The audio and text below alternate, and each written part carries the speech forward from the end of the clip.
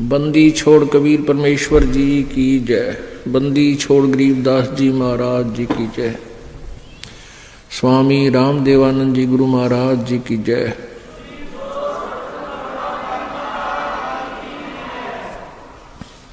सर्व संतों की जय, सर्व भक्तों की जय, धर्मी पुरुषों की जय। श्री काशी धाम की जय, श्री छुडानी धाम की जय, श्री करौथा धाम की जय, श्री बरवाला धाम की जय। सत साहिब ग्रीव नमो नमो सतपुरुष को नमस्कार गुरु की नहीं। सुर नर मुनि जन साधुआं संतों सर्वस्ती नहीं। सतगुरु साहेब संत सब डंडो तुम प्रणाम। आगे पीछे मध्य हुए तिनको जा कुर्बान। नराकार निर्विषम काल जाल वैभंजनम निर्लेपम निज निर्गुणम अकल अनुबेशुंदनम। सोहम सुरति समाप्तम सकल समाना निरतलय। उज्ज्वल हीरंबर हरदमम बेपरवा अथाह वार पार नहीं मज्जतम।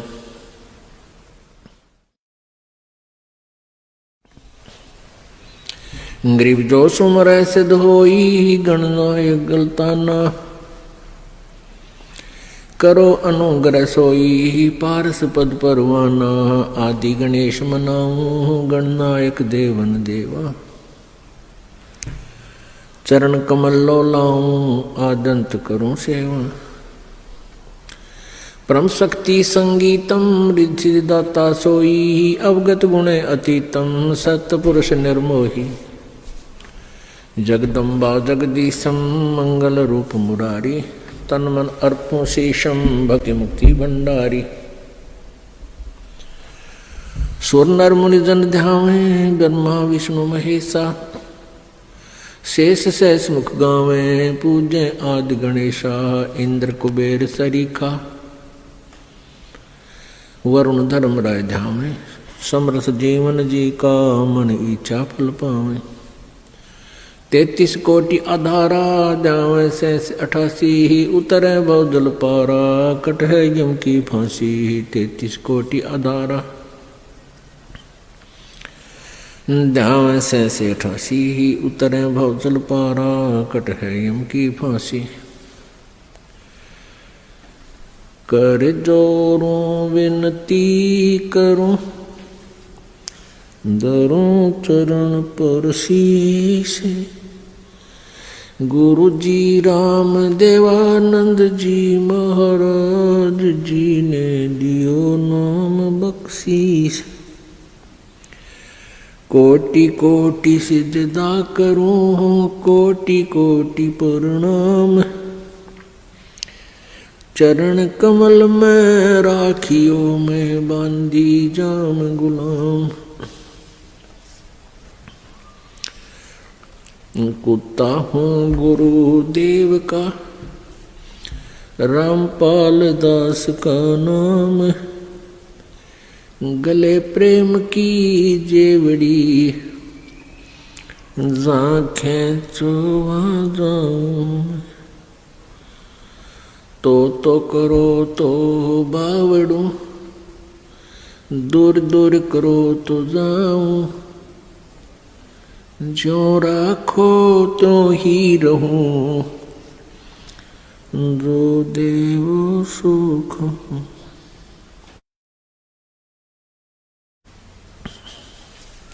जय इब कै सतगुरु मिले सब दुख आँखों रोए। चरणों ऊपर शीस धरूं कहूँ जो कहनी हो। कबीर गुरु जी मिलेंगे पूछेंगे कुशलात। आदि अंत की सब कहूँ अपने दिल की बात। गुरु जी तुम ना भूलियो चाहे लाख लोग मिल जाही। हमसे तुमको बहुत है तुमसे हमको नहीं। कबीर तुम रे विसारे क्या बने, मैं किसकी शरण में जाऊं। शिव ब्रंच मुनि नारदा, तिनके हृदय न समाऊं। अवगुण किए तो बहुत किए, करत न मनिहारे। बावे बंदा बख्श दियो, बावे गर्दन उतार। अवगुण मेरे बाप जी, बख्शो गरीब नवाज। जो मैं पूत कपूत हूँ, बहुर पिता को लाज। कबीर मैं अपराधी जन्म का, नक्सिक भरे विकार। तुम दाता दुख भंजना, मेरी करो संभार। परम पिता परमात्मा पूर्ण ब्रह्म, सारी सृष्टि के रचनहार कुलदेव, कुल के मालिक कबीर देव कबीर साहिब जी की असीम कृपा से आप जी सत्संग में पहुंच पाए। बहुत ही पुण्यभागी प्राणियों को यह सत्संग सुनने को प्राप्त होता है। सकल पदार्थ हैं जगमाही, कर्महीन नर पावत नाही। सभी इस संसार के अंदर परमात्मा समय समय पर प्रकट रहते हैं, या अपने कोई संत विशेष को अपनी शक्ति पावर दे करके इस धरातल पर भेजते रहते हैं, ताकि संत की प्रेजेंस इस पृथ्वी पर रहेगी तो जनता कुछ हाहाकार से बचेगी। संत न होते पृथ्वी पर तो जल मरता संसार। पुण्यात्माओं, मात पिता मिल जावेंगे 184 माँ, और सतगुरु सेवा और ये भक्ति भाई फिर मिलन की ना। जिस भी प्राणी के शरीर में, आप जिस भी पशु पक्षी के शरीर में जन्म प्राप्त करोगे, जो भक्तिहीन प्राणी हैं वो, तो वहाँ माता पिता भी होंगे, उनमें ममता भी ज्यों की त्यों होगी। जैसे कुत्ते बने तो कुतिया माता पिता हमें मिल जाएंगे, गधे बने तो वहाँ माता पिता होंगे, और ऐसी ही ममता होगी, ऐसा ही प्रेम एक दूसरे में होगा। तो पुण्यात्माओं, परमात्मा यही बताना चाहते हैं कबीर देव जी कि तुम संसारिक क्रियाओं को इतना महत्व देते हो कि सत्संग में भी नहीं पहुंच पाते हो। तो परमात्मा यही बताते हैं कि ये माता पिता, ये परिवार प्रत्येक प्राणी के शरीर में आपको उपलब्ध हो जाएगा, लेकिन सत्संग नहीं मिलेगा, सतगुरु नहीं मिलेंगे उन अन्य प्राणियों के शरीरों में। तो मानव शरीर के अंदर जो प्राणी भक्ति नहीं करता है, वो अपने जीवन को व्यर्थ कर रहा है। परमेश्वर की वाणी में है कि मानुष जन्म पाए कह, जो नहीं रटे हरि नाम।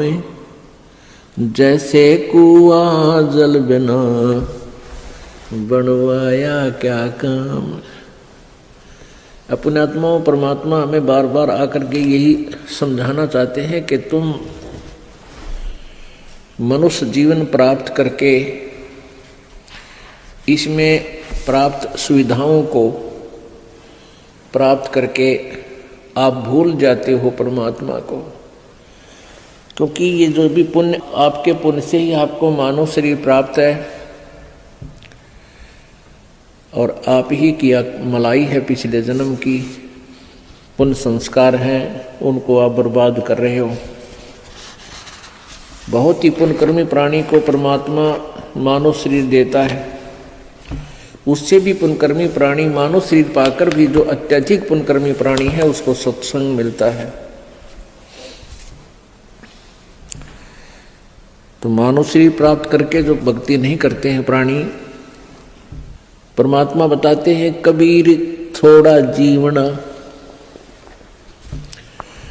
कबीर थोड़ा जीवना ये मंडे बहुत मंडाने, सभी उबा पंथ सिर ये राव रंक सुल्तान। कबीर एक दिन ऐसा होएगा सबसे पड़े बिछो, राजा राणा राव रंक भाई सावधान क्यों न हो। उजड़ खेड़े ठेकरी ये गड़गड़ गए कुमारे, रावण जैसे चले गए वो लंका के सरदार। अब परमात्मा हमें याद दिलाते हैं कि तुम इस छोटे मोटे कोई व्यवसाय में को या कोई कोठी कार फैक्ट्री को प्राप्त करके परमात्मा से दूर हो जाते हो, उसके लिए बताते हैं कि कबीर जीना थोड़ा, बहुत ही कम समय है ये, और आपके जो इरादे हैं वो बहुत लंबे चौड़े, आपकी कल्पनाएं बहुत लंबी चौड़ी, ये कर दूंगा वो कर दूंगा, और एक पल का भरोसा नहीं कब यहां से शरीर छूट जाए, जीव चला जाए। कबीर थोड़ा जीवना ये मंडे बहुत मंडाने, दूर तक के पता नहीं क्या क्या सोच बना रखी है, कल्पना कर रखी है, ये कर दूंगा वो कर दूंगा। और कहते हैं सभी चल रहे हैं यहां से, सभी का एक दिन प्रतिदिन कम हो रहा है। हम कितने नशे में हैं। कबीर ये माया अटपटी, कबीर ये माया अटपटी, सब घट आण अड़ी, किस किस को समझाऊं या कुएं भांग पड़ी। इस काल भगवान ने ये त्रिगुणमयी माया, रजगुण ब्रह्मा, सतगुण विष्णु, तमगुण शिव जी के द्वारा ये आप जी को यहाँ उलझा रखा है, इस माया जाल में फंसा रखा है। ब्रह्मा जी के रजोगुण माया के आधार से आप जी संतानों उत्पत्ति करते हो, यहाँ के ठाठ बाट की चाह करते हो, और विष्णु जी के सतोगुण की माया के प्रभाव से आप जी यहाँ एक दूसरे में ममता मोह के माध्यम से जुड़े हुए हो, जकड़े हुए हो। तो पर आप जी के हमारे ऊपर इतना जबरदस्त दबाव है कि हमें कुछ भी दूर तक का सूझता नहीं, हमें होश नहीं है। इस त्रिगुणमयी माया की भांग का नशा हमारे ऊपर इतना प्रभावित है कि हमें अपनी मौत दिखाई नहीं देती। परमात्मा याद दिलाते हैं जैसे कोली रेजा बुने और बुनते आवे ओड़े, ऐसे लेखा तेरे जीवन का कुछ दौड़ सके तो दौड़े। जिस प्रकार पहले, आजकल तो फैक्ट्रियां बन गई, ये मशीन ऐसी आ गई जो कपड़े फटाफट बुन देती हैं। पहले हाथ से कपड़ा बुना करते थे, लंबे लंबे धागे बांध लिया करते थे, उसको खड्डी बोलते थे, और पतला सा धागा होता है, उस धागे को उन धागों में से हाथ से निकाला करते थे, एक मैनुअली हैंडल करके एक हाथ से ऐसे एक नली सी होती थी, उसके अंदर से निकाल देते, एक धागा ऊपर नीचे करके, फिर दूसरा धागा ऐसे लाते थे, फिर ऐसे लाते थे, फिर ऐसे लाते थे, और इतने पतला धागा होता है और इतना लंबा उसका थान बोलते थे। एक बहुत लंबा थान लगभग 50-60 फुट का वो तैयार हो जाता है। यानी उस पतले से धागे से बार बार ऐसे चलने से वो अंत आ जाता है, वो कब उत्थान इतना लंबा पूरा हो जाता, उसका एंड हो जाता है। इसी प्रकार आप जी का जो जीवन है, ये प्रतिदिन एक धागा आपका इसमें प्रवेश हो रहा है, और एक दिन वो भी आएगा जिस दिन आपके जीवन का उत्थान कंप्लीट होगा। कहते हैं हम प्रतिदिन एक कदम अपने मौत रूपी अजगर की तरफ बढ़ रहे हैं, और वो हमें खाएगा और हमें डर नहीं। तो ऐसी हालत नशे वाले प्राणी की होती है, वो चाहे शेर के जा चिपके और वो सांप भी पकड़ ले, क्योंकि उसमें नशा, उसको पता ही नहीं तू कर क्या रहा। तो इस नशे को कैसे हटाया जाएगा? ये सत्संग रूपी एंटीबायोटिक कैप्सूल खा के, फिर इनसे आपका जो त्रिगुणमयी माया के द्वारा प्रभाव आपके ऊपर हुआ है वो खत्म हो जाएगा, वो नाम मात्र सा रह जाएगा, और धीरे धीरे आप अपने भविष्य की चिंता करने लगोगे। मौत बिसारी बावले अचरज किया कोने, तन माटी में मिल जाएगा जो आटे में लौने। परमात्मा कहते हैं तो मौत भूल गया, तने कितना बड़ा आश्चर्य कर रखा है। एक बार यक्ष ने युधिष्ठिर जी से प्रश्न किया था कि इस संसार में सबसे बड़ा आश्चर्य क्या है? युधिष्ठिर जी ने उत्तर दिया था कि सबसे बड़ा आश्चर्य ये है कि प्रतिदिन हम अन्य व्यक्तियों को मरते हुए देखते हैं और अपने नंबर की चिंता कती नहीं।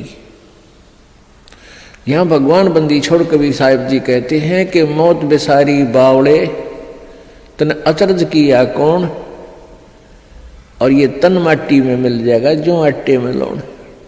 आपका कितना सुंदर शरीर, जिसके लिए आप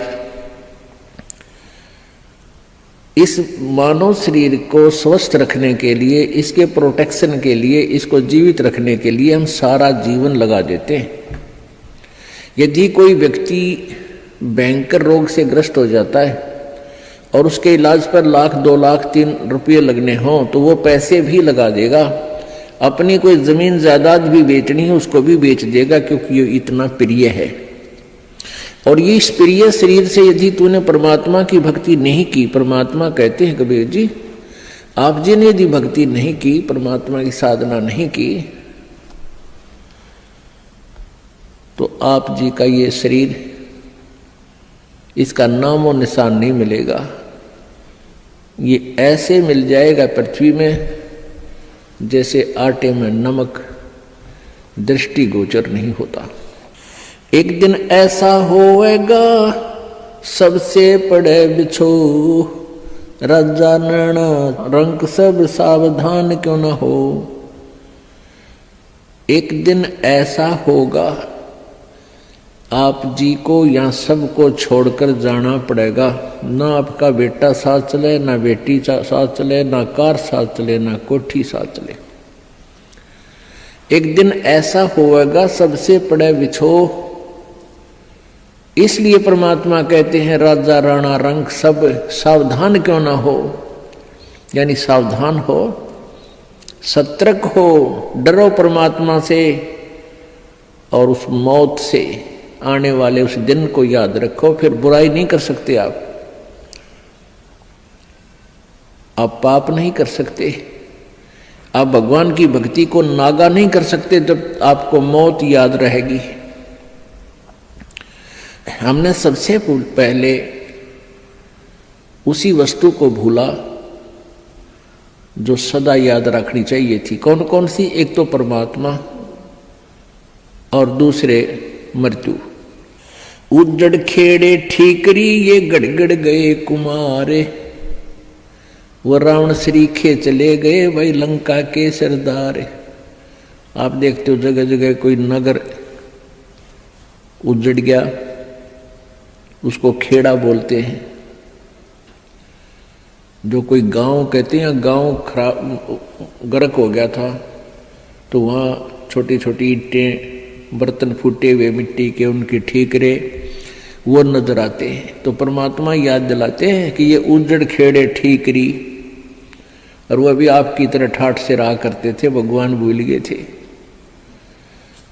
और गड़गड़ गए कुम्हार, रावण जैसे चले गए वो लंका के सरदार, आपकी तो औकात क्या है।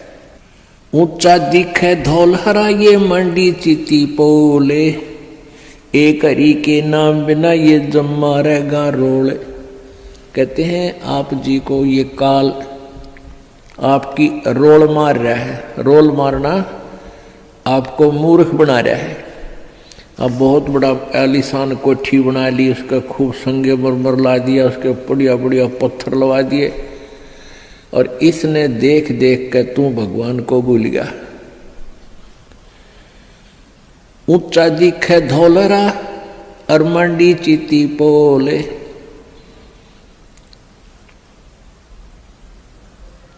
एक हरि के नाम बिना ये जम्मा रहे रोल। ये तेरी रोल मार रहा, तुझे मूर्ख बना रहा काल, कि कितनी अच्छी कोठी है मेरे पास, ऐसी कार है, मेरे इतने पुत्र हैं, इतनी पुत्रियां हैं, वो ऐसे ऐसे बढ़िया सेट हो रहे हैं, और फिर नो प्रॉब्लम, या प्रॉब्लम आगे बहुत बड़ी होगी। जो आज भगवान नहीं बज रहे, गधा बनेगा प्रॉब्लम है प्रॉब्लम, कुत्ता बन गया प्रॉब्लम है प्रॉब्लम। तो उनका समाधान अब ही हो सकता है पूर्ण परमात्मा की सत्य भक्ति से और पूर्ण सतगुरु की शरण में आने से।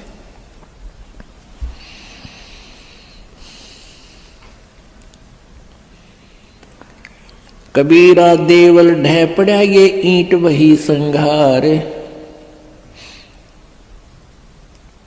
कोई चेजारा चुनिया मिलान दूजी बार।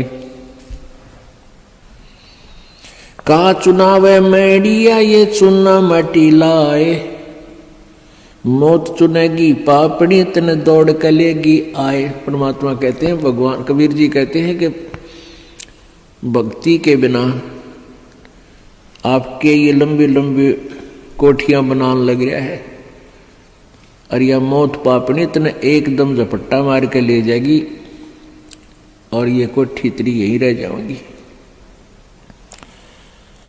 रोहतक के अंदर एक व्यक्ति सेठ, उसने काफ़ी स्थान बहुत अच्छी जगह पर परचेज किया। वो पुरानी दुकान सी थी, उन सबको फोड़ फाड़ कर बहुत बढ़िया एक बहुत लंबा चौड़ा बनाने लग गया। वहाँ पर मार्केट बना रहा था, और उसको ये था कि इसमें लाखों रुपए महीने की इनकम होगी।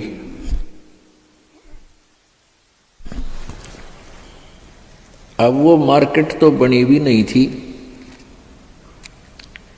वहाँ जो वर्कर काम करें थे उनको पेमेंट की, और वो वर्कर वहाँ बैठकर अपने पैसे पेमेंट को गिन रहे थे, संभाल रहे थे।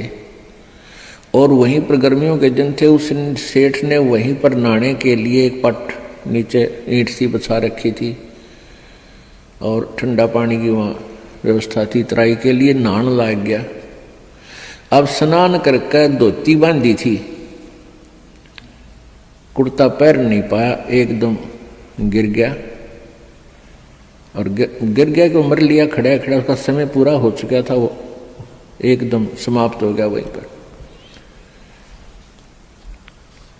तो यहां परमात्मा याद दिलाते हैं,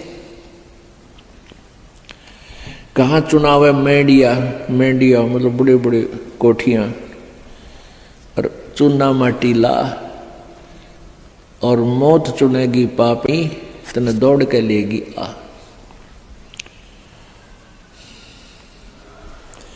कहा चुनाव है मैडिया ये लंबी भीत उसार, घर तो 3.5 हाथ भाई घना तो 4.25।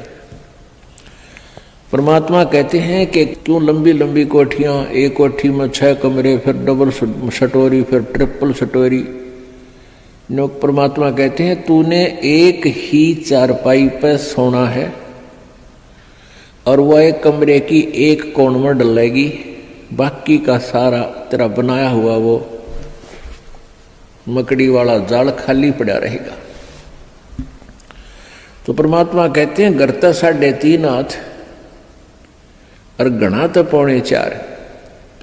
एक व्यक्ति का अपना शरीर का जो डायमेंशन है, अपने हाथ के 3.5 हाथ, 3.5 हाथ, कोई चाहे छोटा है चाहे बड़ा, अपने हाथ नाप के देख लियो, उसका लंबाई 3.5 हाथ की होती है और एक हाथ का ऐसे पूरा विस्तार होता है।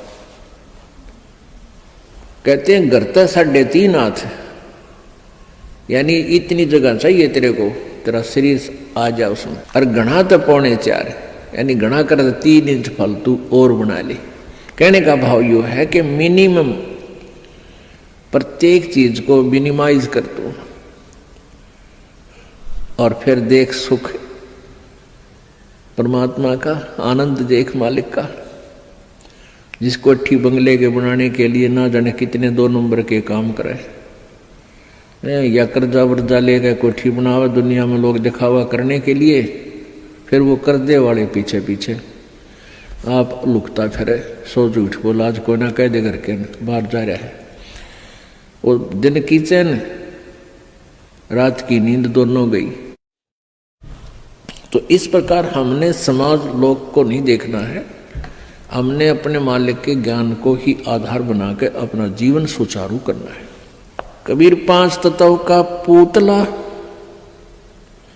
मानुष दरिया नाम, 4 दिना के कारण ये फिर रोक ठाम। अब क्या बताते हैं, ये 5 तत्व की बना हुआ ये मिट्टी का शरीर, इसका मानुष दर दिया नाम, और 4 दिना का जीवन है। पता नहीं कहाँ कहाँ पर कोठी बनाता है, गुड़गांव में एक प्लाट ले लिया, हिसार में एक बड़ा बड़ा मकान ले लिया, जींद में अर्बन स्टेट में कोठी ले ली। परमात्मा कहे 2 दिन का जीना है और पता नहीं कित कित स्थान रोक के बैठा है। अब मेरे पास फिर भूत बनकर सैर सपट्टे करेगा, कदे उसको ठीक है देखने जा, कदे उसने, और घर वाले के करा कर मृत्यु होते ही उसको तो लेकर जाएंगे शमशान घाट पर शरीर को, और पीछे तो पहले काठ की देल होया करती, चौखट नीचे काठ की, उसमें कील गाड़ दिया करते, जंतर मंतर करके कदे फेर ना जा उल्टा यो भूत है। और वो सारा जीवन खो दे उस कोठी बनाने में, उसको वापस प्रवेश निषेध। देखे बुंडी बन रही हमारे साथ, क्योंकि हमें ज्ञान नहीं मिला, हमें तत्वदर्शी संत नहीं मिले जो यहां से हृदय हटा दे। कबीर कहाँ गर्बिया ये ऊंचा देख आवाज से, काल पड़े जमी लेटना तेरा ऊपर जम घास। परमात्मा कहते हैं कि अभिमान कर रहा है, कि गर्व कर रहा है तू इस ऊंचे मकान और कोठी का, कल को तेरी मृत्यु हो जाएगी और फूंक देंगे तेरे को शमशान घाट पर, और उस मिट्टी पर घास जमेगा, गधे फिरेंगे, कुछ डांगर अंडा करेंगे तेरी माटी के ऊपर के। पुण्यात्मा, हम भगवान से दूर हो गए, कारण क्या है कि हमें ज्ञान नहीं मिला। बच्चे को बचपन में जो शिक्षा चाहिए थी वो शिक्षा नहीं मिलती। जो बच्चे स्कूल में शिक्षा ग्रहण करने जाते हैं उनको अक्षर ज्ञान अवश्य चाहिए, लेकिन उसके बाद अक्षर ज्ञान के बाद जो शिक्षा चाहिए वो आध्यात्मिक ज्यादा चाहिए। एक शिष्टाचार अत्यधिक पढ़ाना चाहिए। बुराइयों से डरने के लिए बहुत सी कथाओं का हमारे पाठ्यक्रम में, बच्चों के पाठ्यक्रम में समावेश होना चाहिए, और नहीं है। पुण्यात्माओं, आप किसी भी व्यक्ति को वर्तमान में कितनी ही अच्छी आत्मा है, वो ज्ञान के अभाव से उसको आप कहिएगा कि आओ सत्संग में चलते हैं, तो वो कहता है कि अभी समय नहीं है, फिर देखेंगे, कभी ना कभी अवश्य चलेंगे। अच्छी आत्मा तो इतना कह के टाल मटोल कर देता है, बात वही है। और दूसरे को आप कहोगे कि आओ सत्संग में चलते हैं, वो कहेगा अभी समय नहीं है हमारे पास। और ये क्या सत्संग का टाइम है? ये सत्संग की उम्र थोड़ी है, सत्संग तो बुढ़ापे में सुनाएंगे फिर भक्ति करेंगे, ये कोई भक्ति का समय थोड़ा। पुण्यात्मा, ये अटकल अपनी आप लगाई हुई है, परमात्मा का विधान ऐसा नहीं है।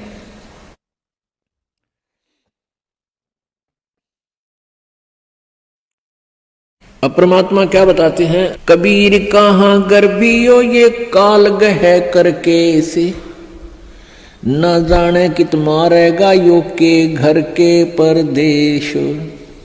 पिछले वर्ष सन 2010 की बात है। यहाँ इसार का एक डॉक्टर, बहुत सुप्रसिद्ध डॉक्टर आंखों का, और बहुत पैसा उसके पास, अपने पुत्र का एडमिशन कराने के लिए गाड़ी में जा रहा था, पुत्र, उसकी पत्नी और वो स्वयं। और रास्ते में दुर्घटनाग्रस्त हो गए, तीनों की मृत्यु होगी। आज शेष बचे हुए कोई भी उस परिवार के सदस्य से आप जाकर कहिए कि आओ सत्संग में चलते हैं, वो भी कहेंगे समय नहीं है हमारे पास। अन्य किसी डॉक्टर से आप जाकर कहिए कि चलो सत्संग सुनो कुछ देर, वो कहते नहीं मेरे पास तो मरीजों की लाइन लगी हुई है, मेरे पास समय नहीं है। तो एक डॉक्टर लाइन नहीं, किसी को भी आप कहिए जाकर के। पुण्यात्माओं, इसका कारण क्या है कि हमें अध्यात्म ज्ञान बिल्कुल नहीं, आध्यात्मिक ज्ञान के बिना हमें डर नहीं हो सकता, चिंता नहीं बनती, और जब तक हमें परमेश्वर की महिमा का ज्ञान नहीं होगा तो हमें रुचि नहीं बनती। अब हमारे को जो ज्ञान दिया गया बचपन में, यही दिया गया कि उसके लड़के ने कोठी बना ली, वो डॉक्टर लगा हुआ था, प्राइवेट क्लिनिक है, 2 कोठी बना दी, कार ले ली। अब जितने भी बच्चे डॉक्टरी कर रहे हैं, ट्रेनिंग कर रहे हैं, उनका मूल उद्देश्य, टारगेट यही हो जाता है, मैं कोठी बनाऊं और कार लूं। यदि हमारी एजुकेशन में ये आध्यात्मिक ज्ञान अत्यधिक प्रवेश हो तो उन बच्चों का ये टारगेट ना रहे, और वो बिल्कुल बहुत जायज फीस ले, जायज काम करें और बहुत ही सस्ता ट्रीटमेंट करें, भगवान से डरने वाले होंगे। अब तो रोगी मर गया, ट्रीटमेंट के अंतर्गत अपना हिसाब बना कर देंगे, हमारा पूरा हिसाब दे जा, पैसे दे दो, ये एडवांस जमा करा लेते। बात ये नहीं है कि पैसे ना लो, पैसे तो उनके लगे हैं, देने भी चाहिए, लेने भी चाहिए, लेकिन 1 के 20 नहीं लेने चाहिए, 1 के 100 नहीं लेने चाहिए। और वो 1 रुपए की चार्ज के 100 लेते हैं, और फिर कहाँ ले जाते हैं, यही छोड़ जाते हैं। परमात्मा कहते हैं इस माया के कारण फिरा देश प्रदेश। अभी पीछे समाचार पत्र में आया हुआ था, हरियाणा अंबाला का रहने वाला एक लड़का इटली गया हुआ था, वहां से वापस आया, क्योंकि वहां यहाँ की बजाय, हिंदुस्तान की बजाय वहां अधिक पे मिलती है, तनख्वाह मिलती है, रोजगार के लिए वहां गए, अच्छा पैसा लेकर आते हैं वहां से। तो फिर वो अपने परिवार को लेकर के गाड़ी में, उसका अपना परिवार 3 सदस्य, एक पुत्र 2 हुए, और एक भाई की पत्नी और उस भाई का बच्चा, वो 5 जावे थे पीर पूजन, पीर की पूजा करने। और उस पेपर में लिखा, समाचार पत्र में लिखा हुआ था कि वो एकदम इतनी ऊंचाई से गुजर रहे थे कि वहां से गाड़ी पलट गई और 50 फुट नीचे तालाब में गिर गई, वो 5 मर गए। पुण्यात्मा, हम भूल जाते हैं कि ये घटना उसके साथ घट गई, हमारे साथ नहीं घटेगी। हमारे साथ ऐसी नहीं घटेगी तो कोई और तरह की घट जाएगी, यानी काल ने तो हमारे को यहाँ से जो उसने समय निर्धारित किया उसी दिन उठा लेना है। एक भक्त बता रहा था कि मेरे मामा के 5 लड़कियां और मेरी मामी भात न्योतन जावे थी, 3 लड़कियों की शादी इकट्ठी। भात न्योत का वापस आवा थी, रोहतक के बस स्टैंड पर खड़ी थी। अब जिसकी 3 बेटियों की शादी, उसको किस प्रकार की चिंताएं कहाँ कहाँ से विचार व्यक्त कर सोचती रहती है। बस स्टैंड पर खड़ी थी बस की इंतजार में, और एक बस बैक होकर अपने स्थान पर लग गई थी, वह थोड़ी सी टेढ़ी होगी। पीछे एक पोल खड़े थे, पुराने बस स्टैंड की बात है। पोल उस खंबे बीच और बस बीच आ गई एकदम। उसने उसको जानने को नहीं, तू कहाँ खड़ी है, गाड़ी आन लग रही है तेरे बैक में आगे। आध घंटे में वही तड़प कर मर गई। अब पुण्यात्माओं कहते हैं, और बात तेरा काम नहीं आवे संतों शरण लाग रे, और केसो व गफलत में बंदे जाग जाग न जागे। इस तन सराय में जीव मुसाफिर करता रहे दिमाग रे। इस तन रूपी शरीर में, तन रूपी सराय में ये प्राणी ना जाने के सोच उठाए रहता है, ध्यान रखता, और तरह की बातों में विचार रखता है। और रात बसेरा कर ले डेरा, तू चले सवेरा त्याग रे। हमारा जो शरीर है, अब इस सराय रूपी शरीर में हम सारी एक रात काटने के लिए विराजमान हैं, और सवेरा उस समय होगा जब आपकी मृत्यु हो जाएगी, फिर सुबह हो जाएगी, फिर चलो चलो होगा यहाँ से। तो इस पूरे जीवन को एक रात्रि बताया है और मृत्यु को आपकी सवेरा बताया है। इन सब बातों को याद करके आप जी ने परमात्मा में रुचि बढ़ानी है। कबीर परमेश्वर जी यही बताने के लिए आए थे, और इस सच्चाई से परिचित होकर ही हम भगवान से डरेंगे और भक्ति करेंगे, बुराइयों से भी बचेंगे।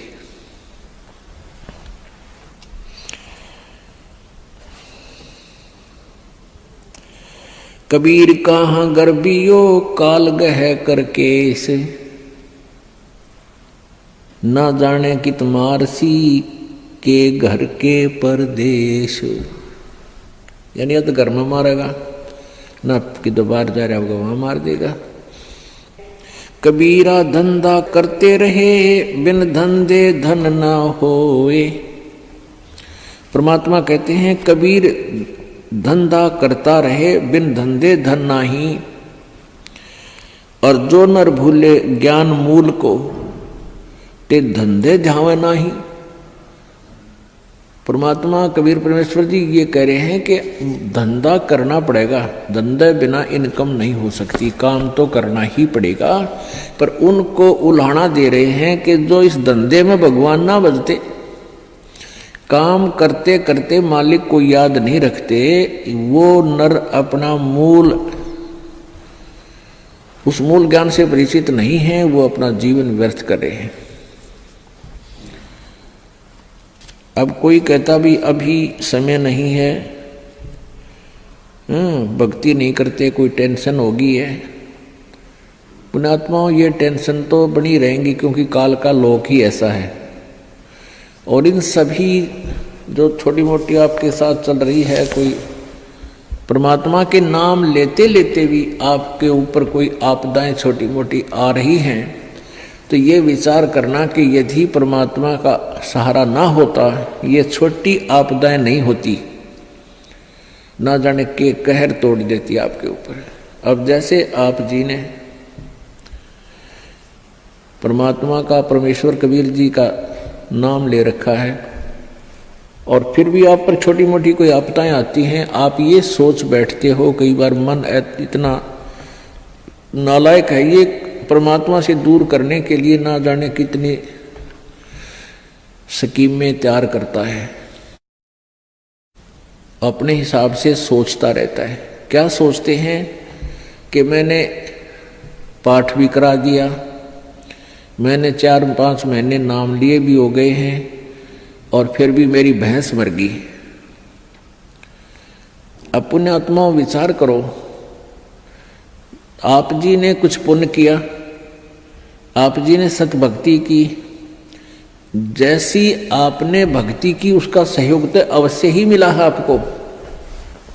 जैसे सर्दी बहुत है, और उस सर्दी के अंदर आप जी ने स्वेटर पहन रखी है, और स्वेटर पहनने के बाद भी आपके हाथ पैर ठिठुर रहे हैं, आपको सर्दी लग रही है, तो कंबल ओढ़ना चाहिए। तो बुद्धिमान लोग ये नहीं कहा करते कि मैंने स्वेटर पहन रखी फिर भी सर्दी है और स्वेटर निकाल दूं, क्या फायदा स्वेटर का। कई भक्तों के मन में ऐसी दुर्भावनाएं आ जाती हैं कि हमने इतने दिन हो गए भक्ति करते ने, नाम लिए ने, और पाठ भी हम करा रहे हैं, और फिर भी हमारे ऊपर आपदाएं आ रही हैं। तो पुण्यात्माओं, जैसे आप जी ने अभी स्वेटर पहनी है और स्वेटर ने अपना काम कर रखा है जैसी उसकी सामर्थ्य है, और कोई नो सोचा है कि फायदा हुआ नाम तो मन इतने दिन हो गए भक्ति करते, दान करते, और इस नाम को त्याग देता हूं, तो वो मूर्ख है। मूर्ख मीन वो ज्ञानहीन है, इस तत्व ज्ञानहीन है, उसको अभी ये ज्ञान समझ में आया नहीं है। अब जैसे उस स्वेटर का जितना अपना प्रोटेक्शन करने का था वो प्रोटेक्शन उसने कर रखा है, लेकिन सर्दी ज्यादा है, उसके लिए स्वेटर पहन, वो जर्सी पहन, और जर्सी से भी सर्दी नहीं लग रही है तो उसके ऊपर का कंबल या चादर मोटी ओढ़। ये नहीं कि सर्दी लग रही है तो इस स्वेटर न निकाल दूं, जर्सी पहन ली, इससे भी सर्दी लग रही है इसको भी फेंक दूं, तो उससे तो सर्दी आपकी जान ले लेगी। तो ऐसे ही आप जी जितनी भी भक्ति कर रहे हो अभी तक, उसका सहयोग उतना सहारा आप जी को अवश्य मिला हुआ है। तो ये सोच लेना चाहिए कि आप जी के कर्मों की यह सर्दी बहुत ज्यादा है, अत्यधिक है। आप जी भक्ति भी कर रहे हो, नियमित रह रहे हो और दान धर्म भी कर रहे हो, और फिर भी आपके ऊपर आपदाएं हैं, तो आप जी की ये कर्मों की सर्दी बड़ी भयंकर थी। अगर आपने प्रोटेक्शन ना कर रखा होता, परमात्मा की शरण में नहीं होते, तो आपकी जान चली जाती, परिवार में भी बहुत हानि हो जाती। अब तो एक भैंस मरने से ही काम चल गया, भैंस तो और 20 दे भगवान, अगर आपकी भक्ति ठीक रही तो इस प्रकार आप जी ने अपने तत्व ज्ञान को संभाल कर रखना है, इस पर असर करना है, अमल करना है, और इसके आधार से अपने इस भक्ति मार्ग पर लगा रहना है। अब कई भक्त कहते हैं जी हमें, मेरे 3 दिन मंत्र ना जपा, मैंने 4-5 दिन मैंने नाम नहीं जपा। क्यों नहीं जपा? कि टेंशन हो गई थी। भले आदमी टेंशन तो हो जा, खैर टेंशन भी हो जा, लेकिन भगवान की भक्ति भी अपना करता रहे दुखी सुखी हो गए, उस टेंशन को भी पड़ी रहेगी, लेकिन मंत्र भी थोड़ा बहुत कर लेना चाहिए, छोड़ना नहीं चाहिए। अब ये तो मंत्र इस काल ने तो इतनी टेंशन कर रखी है इस प्राणी के साथ में, गिनती है कोई ना। घर में को वासनी हो जाए तो टेंशन, और छोटे मोटे व्यवसाय में 100 घाटे बाधे हों उसमें टेंशन, पता नहीं कितने प्रकार की समस्याएं हमारे जान में डाल रखी काल ने। काल का ये उद्देश्य है कि ये भक्ति ना करें। जब इनको मनुष्य शरीर प्राप्त हो तब तो इनमें इतनी टेंशन भर दी या विकार भर दिए, कोई घुट्टी लावे, कोई जुआ खेला, कोई दारू पीवे, बीड़ी पीवे, सिगरेट पीवे, कोई 2 नंबर के काम में, कोई कोठी बनाने के काम में, यानी को इनको सबको ऐसा व्यस्त कर रखा है कि फुर्सत है कोई ना। और फिर अब ये है भक्ति का समय आ गया, अब ये भक्ति युग आ गया, भक्ति का काल आ गया, समय भक्ति काल, बिचली पीढ़ी आएगी, और इसमें काल ने कथित पूरा हंगा ला दिया। ऐसे ये टेक्निकल जो ना ऐसे बना दिए इलेक्ट्रॉनिक इंस्ट्रूमेंट, जैसे mobile phone, TV, satellite, internet, कि ये जीव जब भी आँख खुले रात ने या तो मोबाइल में बकवास देख ले, या सामने टीवी रिमोट से ऑन, उठ के भी ना जाना, रजाई में पड़ा पड़ा ऑन कर ले, उसमें नाचने गाने बकवास सुन ले, यानी भक्ति से कोसों दूर रहे ये प्राणी। अब इसने कितना कुछ, अभी 20-30 वर्ष से आप देख रहे हो कितना कुछ साइंस ने तरक्की कर दी, या काल गिवन है, इस काल ने दे रखी है। और परमात्मा ने भी ये समय इसीलिए चुना था कि अब ये जो साइंस के इंस्ट्रूमेंट हैं ये हमारा काम आएंगे। एक जगह बैठे और लाखों करोड़ों जगह टीवी में परमात्मा की महिमा को घर बैठे सुन सका करोगे। हम इनमें बकवाद क्यों देखेंगे, हम भगवान देखेंगे, परमात्मा की चर्चा सुना करेंगे, तो हम इसका सदुपयोग करेंगे। तो पुण्यात्माओं, ये परमेश्वर कहते हैं जिन हर जैसा सुमरिया अर्ता को तैसा लाभ, ओसा प्यास न भाग ही जब लग दसैनी आब। जिन्होंने जैसी भी भगवान की भक्ति की है उनको उतना ही लाभ अवश्य मिलेगा।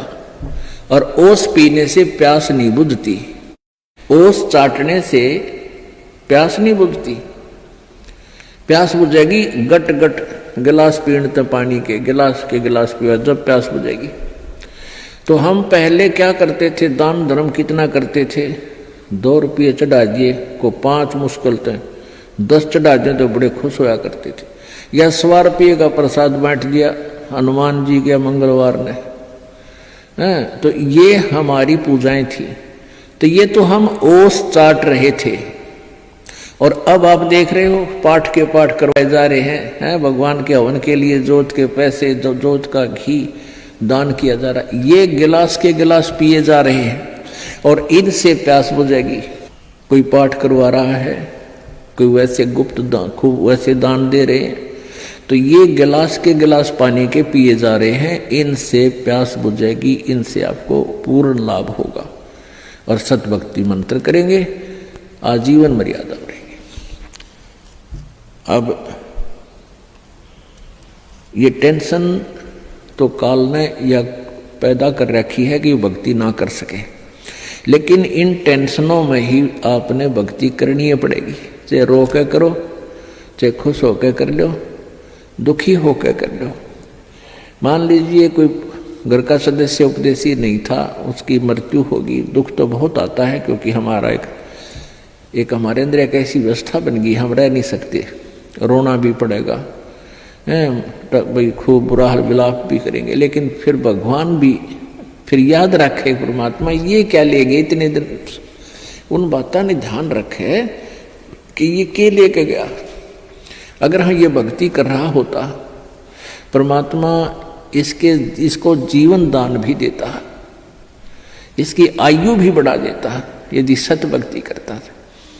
और ये लेके क्या गया, सारा जीवन बर्बाद कर गया। तो इस प्रकार इन सब विचारों को ध्यान में रख के, सब बातों को विचार करके और भजन जरूर करें। चाहे याद तो बहुत आते हैं, मृत्यु को प्राप्त हो जाते हैं जो साथी परिवारजन, लेकिन भगवान भी रो रो के मालिक ने भी याद रखे, मतलब भूला नहीं भगवान को।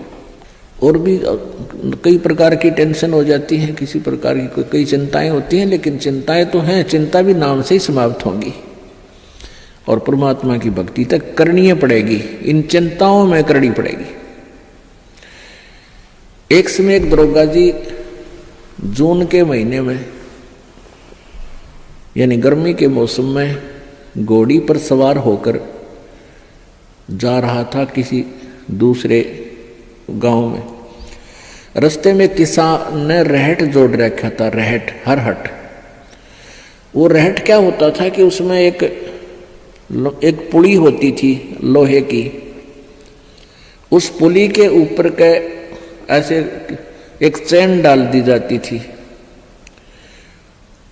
और उसको कोल्लू की तरह, एक कोल्लू आपने देखे हो हाथ के बैलों वाले कोल्लू, उस तरह कोल्लू की तरह बहल से चलाया जाता था और वो रहट का व्हील घूमता था वह पुड़ी, और उसके ऊपर चैन लगी होती थी। नीचे एक कुआं होता था, वो चैन इतनी लंबी होती थी कि कुएं के जल को छूती थी नीचे तक, और उसका बाल्टियां वेल्ड कर दी जाती थी चैन के ऊपर।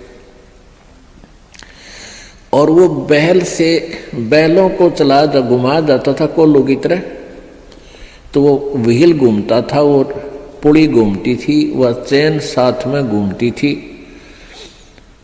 और नीचे से पानी आकर के खेतों में डलता था।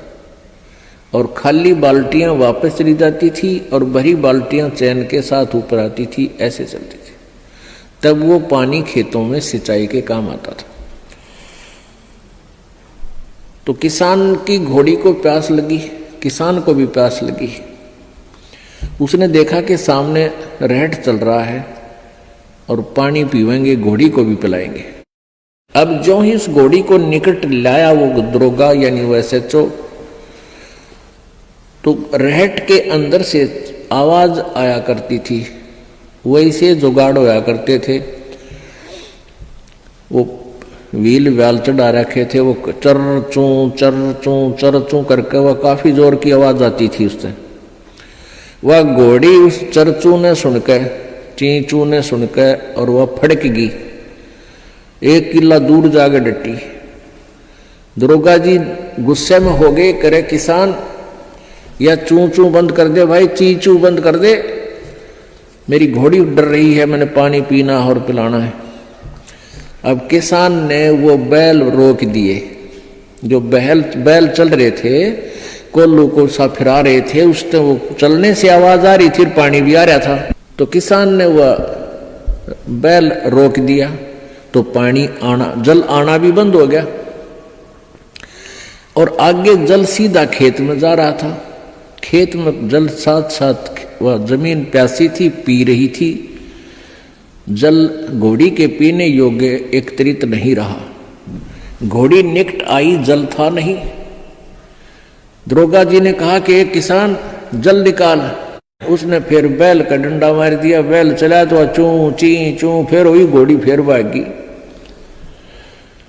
वो किसान को उसने कहा, दरोगा ने गया चू चू बंद करवा, ची चू बंद कर। उसने फिर बैल रोक दिया, वो फिर घोड़ी लिया, पानी पाया नहीं। तब वो किसान बोला, दरोगा जी इस ची चू में पी गए तो पी गए ना, दोनों मरोगे तुम। तो ये ची चू में ही पीना पड़ेगा ये जल, राम नाम का भाई। जब राम नाम बंद कर दिया तो भक्ति गई, वह चू चू तो फिर फायदा क्या हुआ, वह टेंशन तो सहे से भक्ति और बर्बाद होगी। तो इस ची चू में पानी पीना पड़ेगा, जल पीना पड़ेगा भाई, हिम्मत रखो। और एक दिन परमात्मा ऐसी कृपा करेगा या ची चू भी बंद हो जाएगी, क्योंकि परमात्मा के नाम से सब दुख दूर होते हैं। कबीर 5 पहर धन दे गया और 3 पहर रया सोए, 1 पैर हरि ना भजा फिर मुक्ति कहां से होए। 8 पहर 24 घंटे को 8 पहर में, पहले 8 पहर होती थी 24 घंटे की। अब परमात्मा कहते हैं तो 1 पैर में 8, 1 पैर में 3 घंटे हो गए। तो परमात्मा कबीर जी ये बताना चाहते हैं कि 3 पैर तन धंधा करया 15 घंटे, 5 पैर तो और 3 पैर तो सो गया, यानी 1 दिन रात टोटल पूरा कर दिया। और 1 पैर हरि ना बजा, 3 घंटे भी भगवान को नहीं दिए तूने। 5 पैर धन दे गया, 3 पैर रया सोए, 1 पैर हरि ना जप्यो मुक्ति कहां से होई। यानी टोटल 3 घंटे परमात्मा ने बता दिए कि पूरे 24 घंटे में 3 घंटे आप भगवान के भजन में अवश्य लगाओ। और उनका ये नहीं है कि स्पेशल एक जगह बैठ के लगा लो, बहुत समय होता अपने पास। जैसे आप जी कोई मजदूरी के लिए जाते हो, घर से वहां तक घंटा 1 लगे, मालिक का सिमरण करता जा। बस में बैठकर जा रहे हो कहीं काम, बस वहां भक्ति करें। खेतों में जा रहे हो, खेतों से घर से लेकर वहां तक जो खूब भक्ति करे, अपना मंत्र ने याद रखे। और बहुत से ऐसे कार्य हैं जो काम करते करते भी हम भगवान की भक्ति कर सकते हैं। जैसे खेत में आली हल जोतता है, हमने देखे पहले ही आली में लक्ष्मी चंद की रागनी गाए जाते, हल भी जोड़े जाते। तो आप भगवान की भक्ति भी करे, कभी आरती करने लग जा, कभी भगवान की वाणी बोलने लग जा। कोई फिल्मी गाने गावा है, कोई और बकवास सोच रहा है। तो इस प्रकार हमने अपना सुमन में 3 घंटे का समय निकालना चाहिए। जैसे सुबह का नित्यनेम आध पौना घंटा लगता है, 15 मिनट की असुर निकंदन रामायणी 1 घंटा तो हो गया, आध 35 मिनट की आरती होती है 1.5 घंटा, बाकी 1.5 घंटा आपका सिमरन भी हो जाए ना, सिमरन आध घंटा मंत्र, 1 घंटे का श्वास का सिमरन। तो इतना भी आप कंटिन्यू कर लोगे तो भी आपका बेड़ा पार हो जाएगा। ये सत्कर्म मान ली, क्योंकि आप जी बहुत से पापों से बच गए, सब बुराइयां त्याग दी, भगवान से डर कर रहने लग गए। इच्छा कर मारे नहीं, बिन इच्छा मर जा, कह कबीर तास का पाप नहीं लगा। जैसे जब तक आप जी ने ये सतभक्ति नहीं ली, परमात्मा कबीर जी की साधना नहीं की करते, तो और उपासना जो करते हैं ब्रह्म तक, पर ब्रह्म तक, ब्रह्मा विष्णु महेश और दुर्गा तक, इसमें सभी जो पूजाएं करते हो उन पूजाओं का फल और जो पुण्य करते हो उन पुण्य का फल अलग से लिखा जाता है। और साथ में जो आपके द्वारा पाप होते हैं,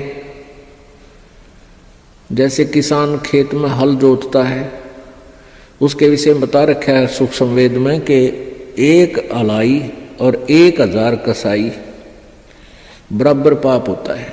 1 अड़ाई होती है 30 फुट चौड़ा, 20 फुट चौड़ी और 200 फुट लंबी, किले की, एकड़ की, इतना स्थान जिसमें से हल आड़ी ऐसे एक अड़ाई बोलता था उसको ऐसे बैल को ले जाता आखिरी सिरे से और फिर उसको ऐसे जोतता था, बाया करता।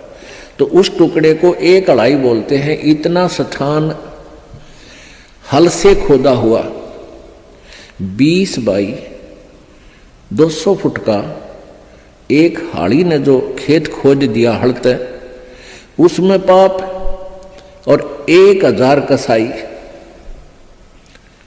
1 बराबर पाप होता है, क्योंकि उसमें ना जाने कितने जीव जंतुओं के पेटा में गए, फाड़ी निकाल दी, वो कुछ निकाल दी, और उसको इतना पाप होता है।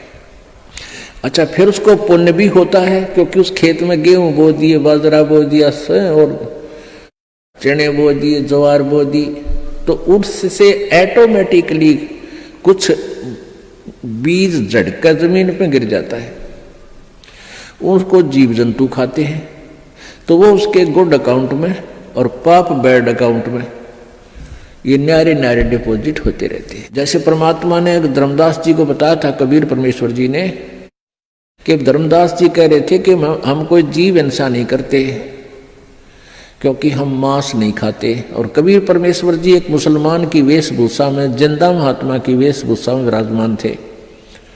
तो धर्मदास जी ने टोंट कसया था कि हम हिंदू हैं, हम मुसलमानों की तरह जीव हिंसा नहीं करते, मांस नहीं खाते, जीवों को मारते नहीं। तब परमेश्वर ने कहा था, वो तो अच्छी बात है कि आप जैसे गाय बैल बकरे जो टेंडर नहीं मारते, लेकिन और भी पाप बहुत होते हैं आपसे। पृथ्वी ऊपर पग जो धारे, करोड़ जीव एक दिन में मारे। जो पृथ्वी पर आप काम वश जा रहे हो तो 1 करोड़ जीवों को डेली मार के विश्राम लेते हो, अपने पेट के लिए, रोजगार के लिए जो उधर जाते हो।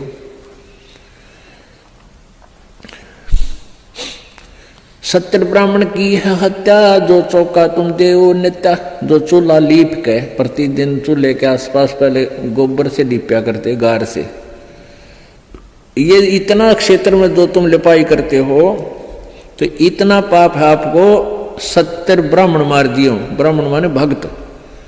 वैसे तो किसी भी जीव हत्या कर दें, किसी मनुष्य की हत्या कर दें तो महापाप है, लेकिन भगत की हत्या करना और घोर पाप है।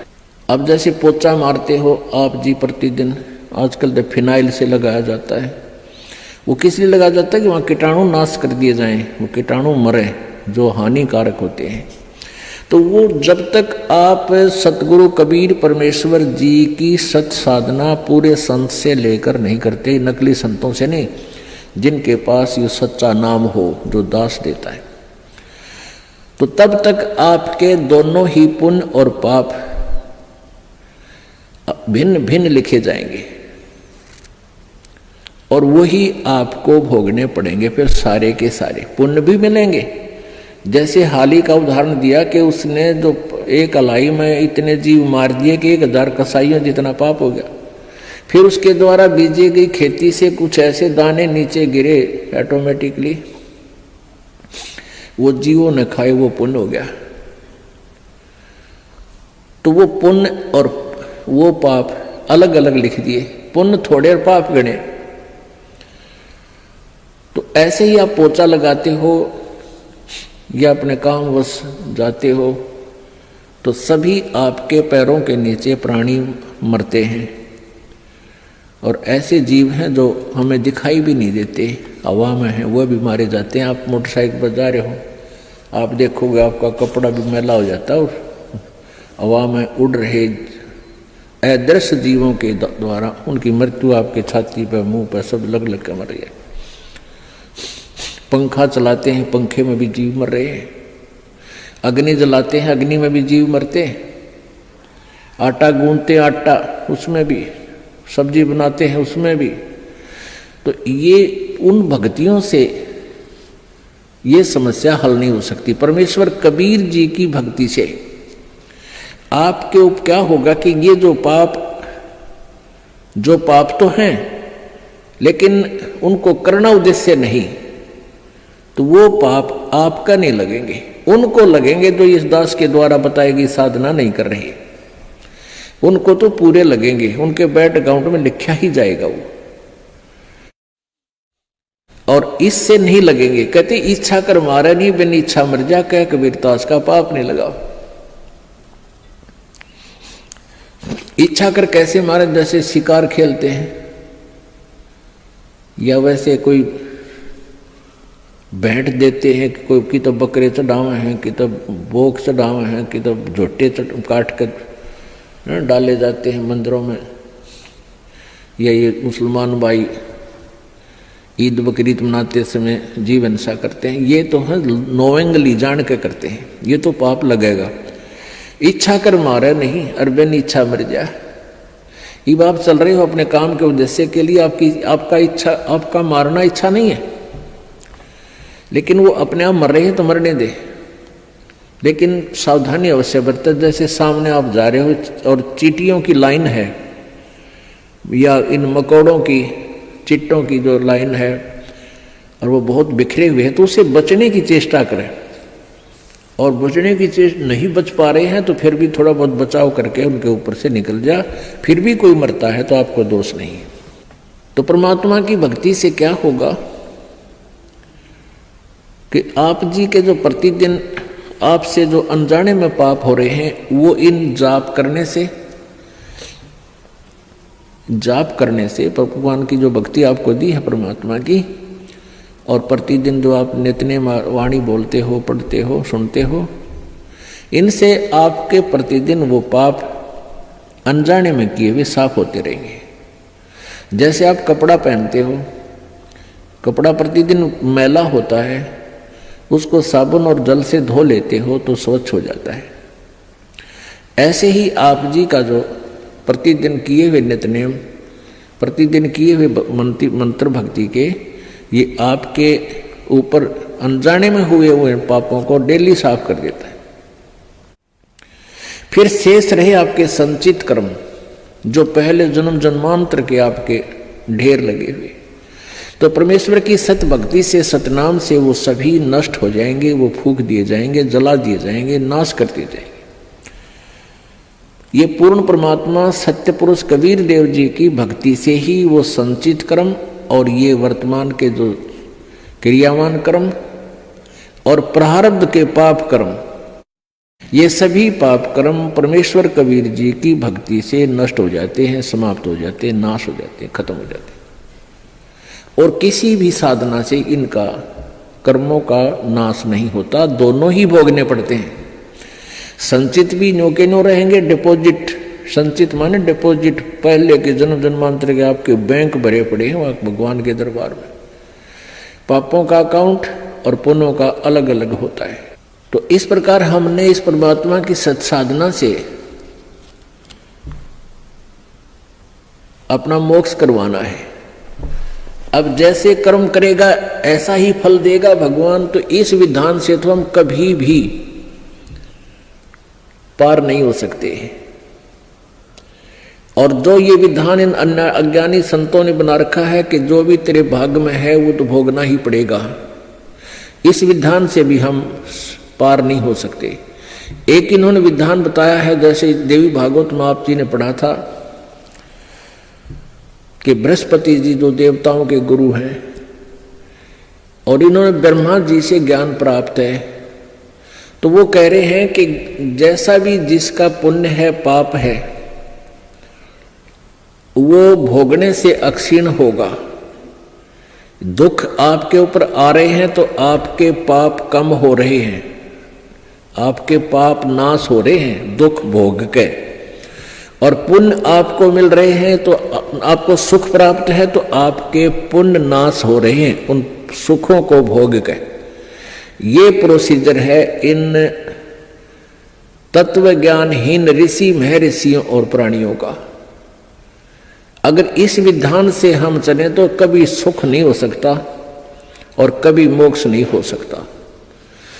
सुख भी भोगे खत्म होंगे और पाप भी भोगने से ही समाप्त होंगे तो कभी नहीं हो सकते, क्योंकि हम एक दिन में करोड़ों पाप करके विश्राम लेते हैं और पुण्य होता ही नहीं, क्योंकि वो साधना शास्त्र विरुद्ध होने से, उस शास्त्र विरुद्ध साधना जो वर्तमान में चल रही है, पहले तो चलो शास्त्र अनुकूल साधना करते थे, ओम नाम का जाप था और यज्ञ हवन किया करते थे और भी फिर भी वो अनकम्प्लीट थी, फिर भी उनका कुछ आंशिक लाभ अवश्य था।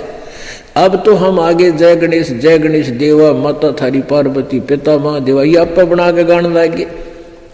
आप ही अपने हिसाब से ओम नमः शिवाय ये मंत्र बना लिए, ये कहीं मंत्र नहीं है किसी भी शास्त्र में। तो इस तरह की जो साधना करने से पुण्य भक्ति तो लाभ होता ही नहीं। वैसे कोई दान पुण्य हम करते हैं, चींटियों को दाने डाल दिए, पक्षियों को दाने डाल दिए, किधर भंडारे कर दिए, वो पुण्य आपको अलग से लिख दिए जाएंगे, आपके वो भी मिलेंगे, लेकिन मोक्ष नहीं हो पाएगा, क्योंकि वो शास्त्र विरुद्ध साधना होने से मोक्षदायक नहीं है। ना कोई सिद्धि हो, ना गति हो, ना ही कोई सुख हो। गीता जी अध्याय नंबर 16 के श्लोक नंबर 23 में कहा कि शास्त्र विधि को त्याग कर जो मनमाना आचरण करते हैं, जो मनमानी अपनी पूजाएं करते हैं अपने हिसाब से, उनको ना तो सुख होता है, ना उनकी गति होती है, ना उनकी कोई सिद्धि प्राप्त होती है, यूजलेस। तो हम जो अब वर्तमान में जो साधनाएं चल रही हैं प्रत्येक समाज में, वो शास्त्र विधि को त्याग कर मनमानी पूजाएं। तो वर्तमान में जो साधना आप जी करें उससे तो कोई लाभ होना ही नहीं, कि ना तो आपके पाप क्षीण हो और ना आपको भविष्य का कोई लाभ हो, और वो पाप न करे, और वो पाप आप डेली पता नहीं कितने इकट्ठे कर रहे हो, तो वो आपके डिपॉजिट कर्मों में लिखे जा रहे हैं, संचित कर्मों में। और परमात्मा की साधना, पूर्ण परमेश्वर की साधना से क्या होगा? जब ही सतनाम हृदय धरो भयो पाप को नासे, मानो चिंगारी अग्नि की भाई पड़े पुराने घासे। जब ही सतनाम हृदय धरो, जब आप सच्चे मन से सतनाम का जाप करना प्रारंभ कर देते हो, आपके संचित कर्मों में ऐसे आग लग जाती है जैसे 1000 टन सूखा घास फूस पड़ा हो और उसमें एक चिंगारी माचिस की तिल्ली लगा दी जाए, वो पूरे घास को जलाकर ढेर कर देती है, यानी सारे घास का नाश कर देती है। फिर चले तेज हवा इधर उधर से और वो साफ स्थान साफ हो जाता है। तो पुण्यात्माओं, जब आपके पाप क्षीण हो जाएंगे फिर आपके अंदर एक प्रेम जागेगा। आपको छोटी सी चर्चा माल्य की शुरू होते ही आंखों में आंसू आऊंगी, दिल भरा होगा आपका। तो फिर वो उस पाप के जलने के बाद ऐसी स्थिति होगी, जैसे सूरज के आगे बदरा ऐसे कर्म छयारे, प्रेम की पवन करे चित मंजन जल के तेज नयारे। कि आपके ऊपर पाप कर्मों का ऐसे साया जमा हुआ है जैसे सूर्य के सामने बादल आ जाते हैं, बादल, और सूर्य विद्यमान होते हुए भी हम उसको नहीं देख पाते, अंधेरा छा जाता है। और कहते हैं फिर तेज हवा चलती है, परमात्मा कबीर जी बता रहे हैं तेज हवा चलती है तो बादलों को तित्र बित्र कर देती है, और फिर सूर्य का प्रकाश आपके सामने बहुत ज्यों का त्यों होता है। यानी परमात्मा को निराकार बताने वालों ने इसलिए परमात्मा को निराकार बता दिया कि उनके पास वो साधन नहीं था, उनकी भक्ति वो नहीं थी जो आत्मा और परमात्मा के बीच में कर्म रूपी बादलों को दूर कर दे, हटा दे। जैसे सूरज के आगे बदरा ऐसे कर्म छयारे, प्रेम की पवन करे चित मंजन झलके तेज नयारे। तो परमेश्वर की सतभक्ति से आपके पाप कर्म जल जाएंगे और पाप कम हो जाएंगे, तब रुचि बढ़ेगी प्रभु में। आपकी आत्मा जो है परमात्मा की चर्चा चलते ही गदगद हो जाएगी, आंखों में आंसू आने लग जाएंगे। तो वह प्रेम की पवन चल पड़ी, प्रेम की पवन करे चित मंजन, फिर झलके तेज नयारे। तो इस प्रकार हमारे ये पाप जो संचित वो समाप्त हो जाएंगे। और जो प्रारब्ध कर्मों में हमें कोई भयंकर हानि होनी है वो भी सत साधना से हमारी कम होगी, समाप्त हो जाएंगे, बिल्कुल नहीं होगी। और छोटी मोटी होगी तो वो हमारी भक्ति की कमजोरी से ही होगी, यानी भक्ति कम कर पाओगे या विश्वास कम होगा या कोई मर्यादा भंग हो जाएगी। तो उसके लिए सावधानी बहुत जरूरी है। जैसे माता गर्भ को राखे यतन बना, और ठेस लगे तो छन हुआ तेरी ऐसे भक्ति जा। तो इस प्रकार हमने अपनी भक्ति को सुचारू करना है। कबीर धूम धाम में दिन गया और सोचत होगी सांझ, एक घड़ी हरि ना भजा भई जननी जन गई बांझ। अब क्या बताते हैं परमात्मा?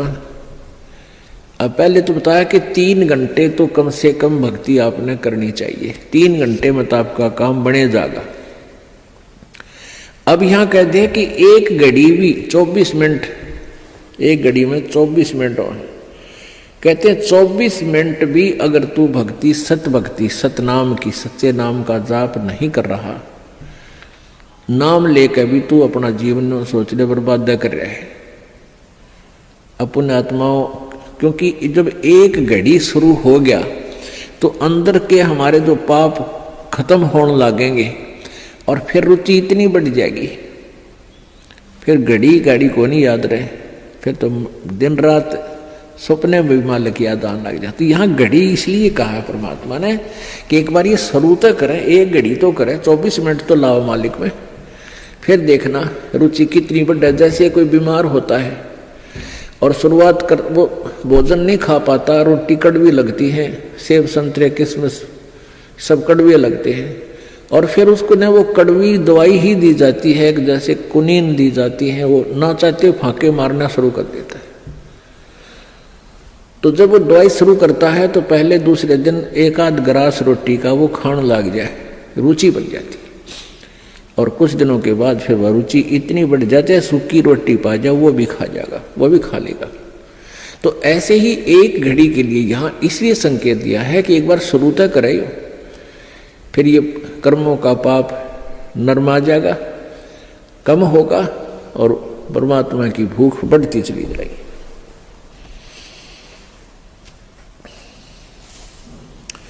रात गवाई सोए करियो, दिवस गवाया खाए, हीरा जन्म अनमोल था ये कौड़ी बदले जाए। कबीर ये सुपने रैन के उगड़ आए नैने, जीव पड़ा बहु लूट में जागे तो लेन न देने। परमात्मा कहते हैं कबीर ये सुपने रैन के, ये रात जैसा सुपना है आपको, आज आपके पास कार है, कोठी है, ना है तो लो छोटा मोटा कोई व्यवसाय है, कोई धंधा है, बेटा बेटी है। जैसे हम सपने में देखते हैं ना, कई बार तो या ऐसा सपना देखते हैं कि तो कार में घूम रहे हैं, ठाठ कर रहे हैं, खूब मौज मार रहे हैं, और उठे तो फिर साइकिल भी कोई ना घर पे। जब आंख खुल जाती है तो देखे साइकिल भी कोई नहीं आसपास, कार के सपने आ रहे थे। तो ऐसे ही हमारे ये स्वप्न हैं, ये जो कुछ भी आप देख रहे हो सपना समझो। और कल ये नैन उगड़ गए, कल ये आंख खुल गई, यानी मृत्यु होगी, तो जागे तो लेन न देन। अब वहां धर्मराज के दरबार में विचार आवे इसको जाकर के, अरे बेटा था, बेटी थी, कहाँ थी, तेरे की कुछ भी ना था, उन्हें धक्के खा रहा था, मतलब सपना था। तो ऐसा सपना सा बनेगा आपके साथ ही, जो आज जिसके ऊपर इस सपने में अपना जीवन बर्बाद करे, और सपने में ही आप भक्ति करोगे तो आपको लाभ होगा। इसमें ही आपको ज्ञान हो कि इससे बचाव करें, इस तो सपने में ही सुख होगा आपको। अब जैसे सभी ऋषि संत कहते हैं कि कर्म का भोग तो भोगना ही पड़ेगा, संस्कार में जो प्रारब्ध में कर्म है भोगना ही पड़ेगा, फिर फायदा क्या हुआ। फिर इस भक्ति का यूज क्या है। जैसे आप सपने में दुखी हो रहे हो, आपके पीछे कोई पागल कुत्ता भाग रहा है और आप खूब स्पीड खींच रहे हो, दुखी हो रहे हो, तो कोई आके उस कुत्ते के लठ मारे, रोक के उसने लठाड़ा आ जाए, उसने एक तरफ भगा दे, तो सपने में सुख होया, उसने चैन सांस लिया सुख का, को हो बच गया भाई। तो ये सपना हर ये कर्म रूपी कुत्ते आपका पीछे पड़ रहे हैं, और पूर्व संत की भक्ति से इन कुत्तियों का लठ लग गए, इन पागलों के, और ये अपनी दिशा बदल दें और आपको राहत मिले। तो ये सपने में भी सुख इस परमात्मा के अभी होगा, तब तो बात बने। अब आँख खुले बस पे ना रहा, कुछ भी ना था वो, जैसे टेंशन हो रही है, काम अड़ गया फला, जिस जो कोई टेंशन है, किसी काम में रुकावट आ रही, परमात्मा सपने में ठीक करे जब चैन हो। और ये कहने पर आप तो भोगना ही पड़ेगा, सपने में दुख तो दुख रहेगा, तो वो थ्योरी ठीक है नहीं है, उनकी मन गणत है, उनको अध्यात्म ज्ञान नहीं है। आजकल के 5 दिन ये जंगल होगा बासे, ऊपर ऊपर हल फिरे ये ढोर चरेंगे घासे।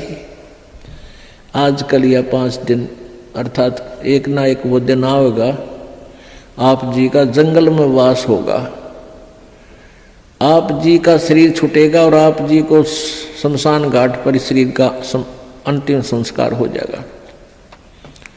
और फिर इस तुम्हारी जो है ना मिट्टी के ऊपर ढोर फिरा करेंगे, डांगर हंडेंगे, घूमया करेंगे। 8 जने जो लाकड़ी और केस जड़े जो घासे, सब जग जलता देख कर ये कबीर भया उदास। मरोगे मर जाओगे कोई न लेगा नाम, उजड़ जा बसाओगे छाड़ बसती गांव में। कहते हैं आज तुम जिस परिवार के वंश चलाने के चक्कर में दिन रात फिर लगे रहते हो, आपकी मृत्यु के बाद कोई आपने याद भी ना करे, 6 महीने रोंगे मुश्किल से। अब आजकल तो 10 दिन में कर दें सारा काम, 17वीं वीर, वर्षी वीर, महीना वीर, वो 13वीं भी 10 दिन में करके फारे कर दें। कोई आज आप अपने दादाजी को कितना याद करते हो? कभी कोई पूछला, गांव को पूछ ले कि किसका है, कहाँ से, फिर जब फलाने दादा का नाम कभी बताना पड़ जाए, जब ना तो कहो ना याद करता दादाजी ने। तो पुण्यात्माओं या भूल ला रखी काल ने, और इन काल के दूता ने हमें ऐसा उलझा रखा है कि पुत्र बिना मोक्ष नहीं। अब बेटी ने तो हम संतान भी नहीं मानते थे, ऐसी अनजान सोच बना दी हमारी। पुण्यात्माओं बेटा और बेटी में कोई अंतर नहीं, संस्कार आपको मिलेंगे चाहे कितने पैर पीट लो। आजकल उन अज्ञानी लोगों की और फिर समाज के दबाव में हमारे भक्त आत्मा भी प्रेरित हो जाते हैं। जिसके 1-2 पुत्री है तो सोचा पुत्र हो भगवान, पुत्र जरूर हो, क्योंकि वो इंजेक्शन लावे डेली। जब पड़ोसन आ जाएगी, कोई रिश्तेदार आवेगा, न कहेंगे एक पुत्र तो चाहिए था, एक पुत्र तो होना चाहिए। दास जब सर्विस करता था, जेई की नौकरी करता था, एक ठेकेदार था मदीना गांव, मदीना डांगी का, और वो 60-65 साल की 62 साल की उम्र का आदमी। तो उसके 4 लड़कियां थी और बड़ी लड़की ब्याह दी, 2 लड़कियां तकरीबन सारी ब्याह शादी कर दी। फिर प्रेरणा कर दी किसी ने, कहेंगे कोई एक पुत्र तो हो, पुत्र तो होना चाहिए। तो उसकी पत्नी ने भी यही कहना शुरू कर दिया कि पुत्र तो होना चाहिए। उसने कहा कि तुम मेरी, उसकी कोई मौसी की लड़की थी, क्यों करके उसकी शादी करवा दी। अब वो बताओ, खुद बताओ था बोला जी ऐसा हुआ, वो फिर जड़वा 2 लड़की होगी उसके, 5 तो पहले थी और 2 की और आन लागे, फिर वो छक्के। मैंने तो ऑपरेशन करागा, पांडा छुटवाया उसका। तो परमात्मा कहते हैं यह हमारी बौड़ी आंट से, परमात्मा जो देगा वही होगा, और अगर आवश्यक होगा, अब आपके पास वो परमात्मा कबीर है, कबीर जी वो है, अगर आपके संस्कार में कोई सुयोग्य संतान होगी तो पुत्र भी दे देगा।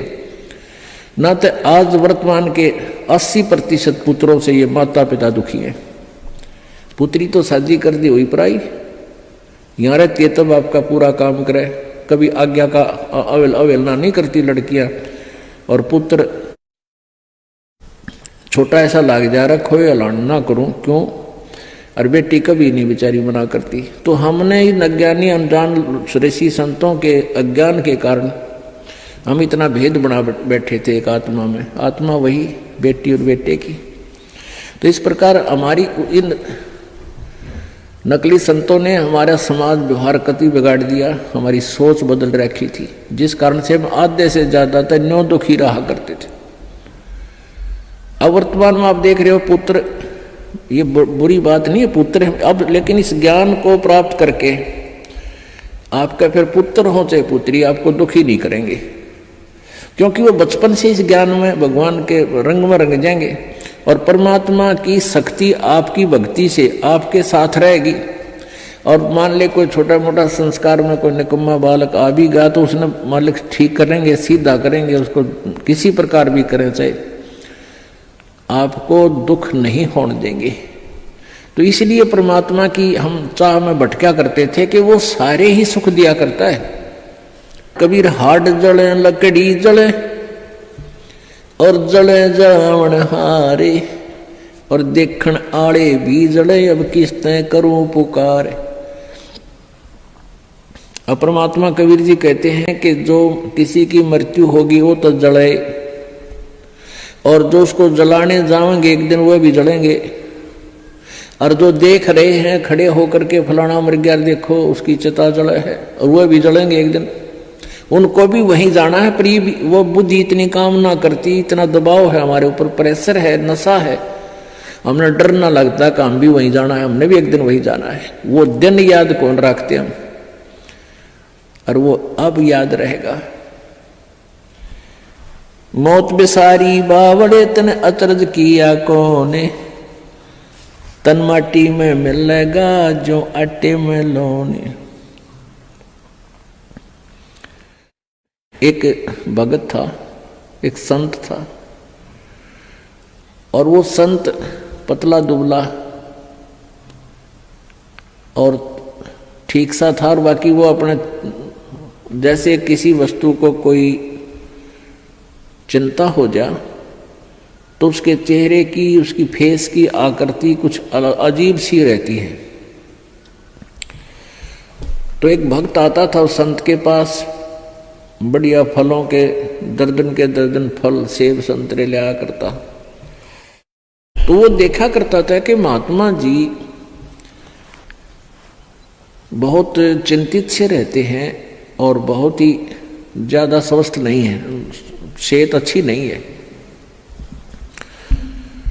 और दूसरे भक्त वहां दूध लाते थे तो वहां डेग सा बढ़ा रहा करता दूध का, फलों की टोकरी बड़ी रहती थी। वो संत जी औरों को दे देते थे प्रसाद रूप में, और फिर खीर खार बना के खिला देते थे। दूध आता था, चाय पानी दूध पी लेते थे, अपना थोड़ा बहुत जैसा पिया करते थे, बाकी भक्तों को पिला देते थे। तो वो एक धनी व्यक्ति जाता था, उनका सेवक, काफ़ी संतरे ले जाता, सेब ले जाता, अच्छे फल चढ़ा गया था, कुछ दक्षिणा दिया था। तो साधु से प्रश्न करता था कि महाराज जी, आप कुछ चिंतित से रहते हो, क्या आप खाते पीते नहीं, आप पतले दुबले भी बहुत हो गए हो। महाराज जी कहने लगे, भाई बस खा लेता हूं जैसा रुचि बनती है। तो दूसरे दिन फिर उसने पूछा, दूसरे तीसरे दिन, कि महाराज जी क्या आपको कोई चिंता है, आप कुछ खाते पीते नहीं। आप संत जी कहने लगे, भाई मुझे बहुत चिंता है, और इसलिए मेरे को कुछ खाया पिया ना जाता। तो उसने, उस धनी व्यक्ति ने सोचा, भी साधु संतों की भी क्या चिंता हो है बता, हमारे कैसे गृहस्थियों ने तो 100 चिंताएं हों, पर संतों को क्या चिंता। उसने कहा, महाराज जी आपको ऐसी कौन सी चिंता सता रही है। साधु ने कहा कि भाई मुझे मौत दिखाई देती है मेरी, मैं मरूंगा, इसलिए मैं, मेरे पर ज्यादा रुचि खान पीन में नहीं, मुझे चिंता बनी रहती है कि मेरी मृत्यु होगी। तो संत कहने लगे, जी कब होगी आपकी मृत्यु। अब उस भक्त ने सोचा कि अभी निकट भविष्य में ही शरीर छोड़ते होंगे 2-4 दिन में। उस समय उस संत की 40-45 साल की आयु थी। उन्होंने बताया कि भाई अभी मेरी 40 वर्ष बाद मृत्यु होगी, 40 वर्ष के बाद, और आज मेरी 45 वर्ष की आयु हो चुकी है। तो वो धनी भगत कहने लगा, हे महाराज जी यह भी कोई चिंता हुई, मरना तो सब ने है, मृत्यु तो सबकी होगी, और साधु संत भी ये चिंता करें, कमाल की बात है, खा पिया करो, मौज करो, है ये तो सब ने मरना है क्या। अब वो प्रतिदिन आवे और यह बात कहे कि महाराज संत भी कदे मृत्यु तो डरा करें, ये तो सब ने मरना है, ये तो क्या बात है, खूब बड़े बड़े लेक्चर डाले। अब उस संत ने सोचा यो रोज दुखी करेगा, ला इसकी फड़क निकाल दूं। उसका मित्र था राजा, संत का, और संत ने उस राजा से, मित्र नहीं उसका सेवक था, राजा से कहा कि संत ने कि वो जो धनी व्यक्ति है एक सेठ, उसको फांसी की, सूली की सजा सुना दे, फांसी की, लेकिन तोड़ना नहीं है, उसके लिए कोई समय निर्धारित कर दे, महीने 20 दिन का, और उसके लिए कोठड़ी में बंद करके उसने सारा सामान रख उसके पास, दूध भी फल भी खूब ठाठ रखा, से बढ़िया घी दूध चूरमे खिला उसने। अब राजा अपने गुरुदेव का आदेश पाते ही राजा ने वो बुला लिया और कहा भी तेरे को फांसी की सजा सुनाई जाती है, तूने किसी व्यक्ति का मर्डर कर रखा है। अब वो धनी सेठ के सोच रहा है, बड़ी बुंडी बनी है, तुमने तो किसी मृत्यु का कोई हत्या करी नहीं, देख फांसी की सजा होगी, दिन रख दिया 20-25 दिन, महीना 1.5 महीना जो भी। अब वो दिन तारीख दर दी, 25 तारीख, 24, 10, 30 तारीख, वो 30 तारीख रख दी महीने की, या 14, 6, 8 जैसे भी कोई रख दी। तो हम अपने उदाहरण के लिए उसको 8 रख दी, जो 1 महीने बाद थी, और एक कोठड़ी में बंद कर दिया, उसके आगे फल और दूध के पूरे पात्र भरे रहे, लोटे के लोटे। जब उस फांसी के दिन में 10 दिन पहले, 20 दिन जब उसने हो लिया उसको कैद में, ये पक्का हो गया तेरी फांसी होगी। संत जी गए वहां, उनके कैद की कोठड़ी के अंदर से, इसके पास से घूम निकले, आगे को उसने देखा, श्रीयामा गए, गुरु जी गए, आवाज लगाई, महाराज जी सुनियो, महाराज जी। महाराज जी वापस आए, वन्य देखे थे को होगा तड़े बोल लेगा, मैंने देखते ही कौन से में है वो भगत, कहा न देखा महाराज जी, भाई कौन है तू। अगजी में वो फलाना सेठ से, और सेठ को भी पता था, उस धनी को भी पता था कि राजा इनकी पूरी मानता है गुरु जी की। और गुरुजी तक पहुंचा संदेशा जब बात पड़े तो उसने बता दी मैं वो सेठ हूँ फलाना राम, मैं विशंबर दास हूँ। बोला अच्छा, अरे तू बहुत कमज़ोर हो गया बेटा, क्या बात है?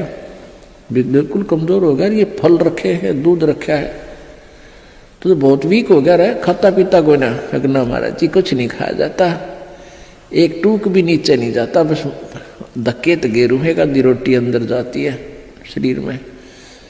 क्या बात होगी? अब मेरे को फांसी की सजा सुना रखी है, कति झूठा केस है मेरे पर, गुरु जी मेरे पर दया करो, मेरी पीछा छुटवाओ।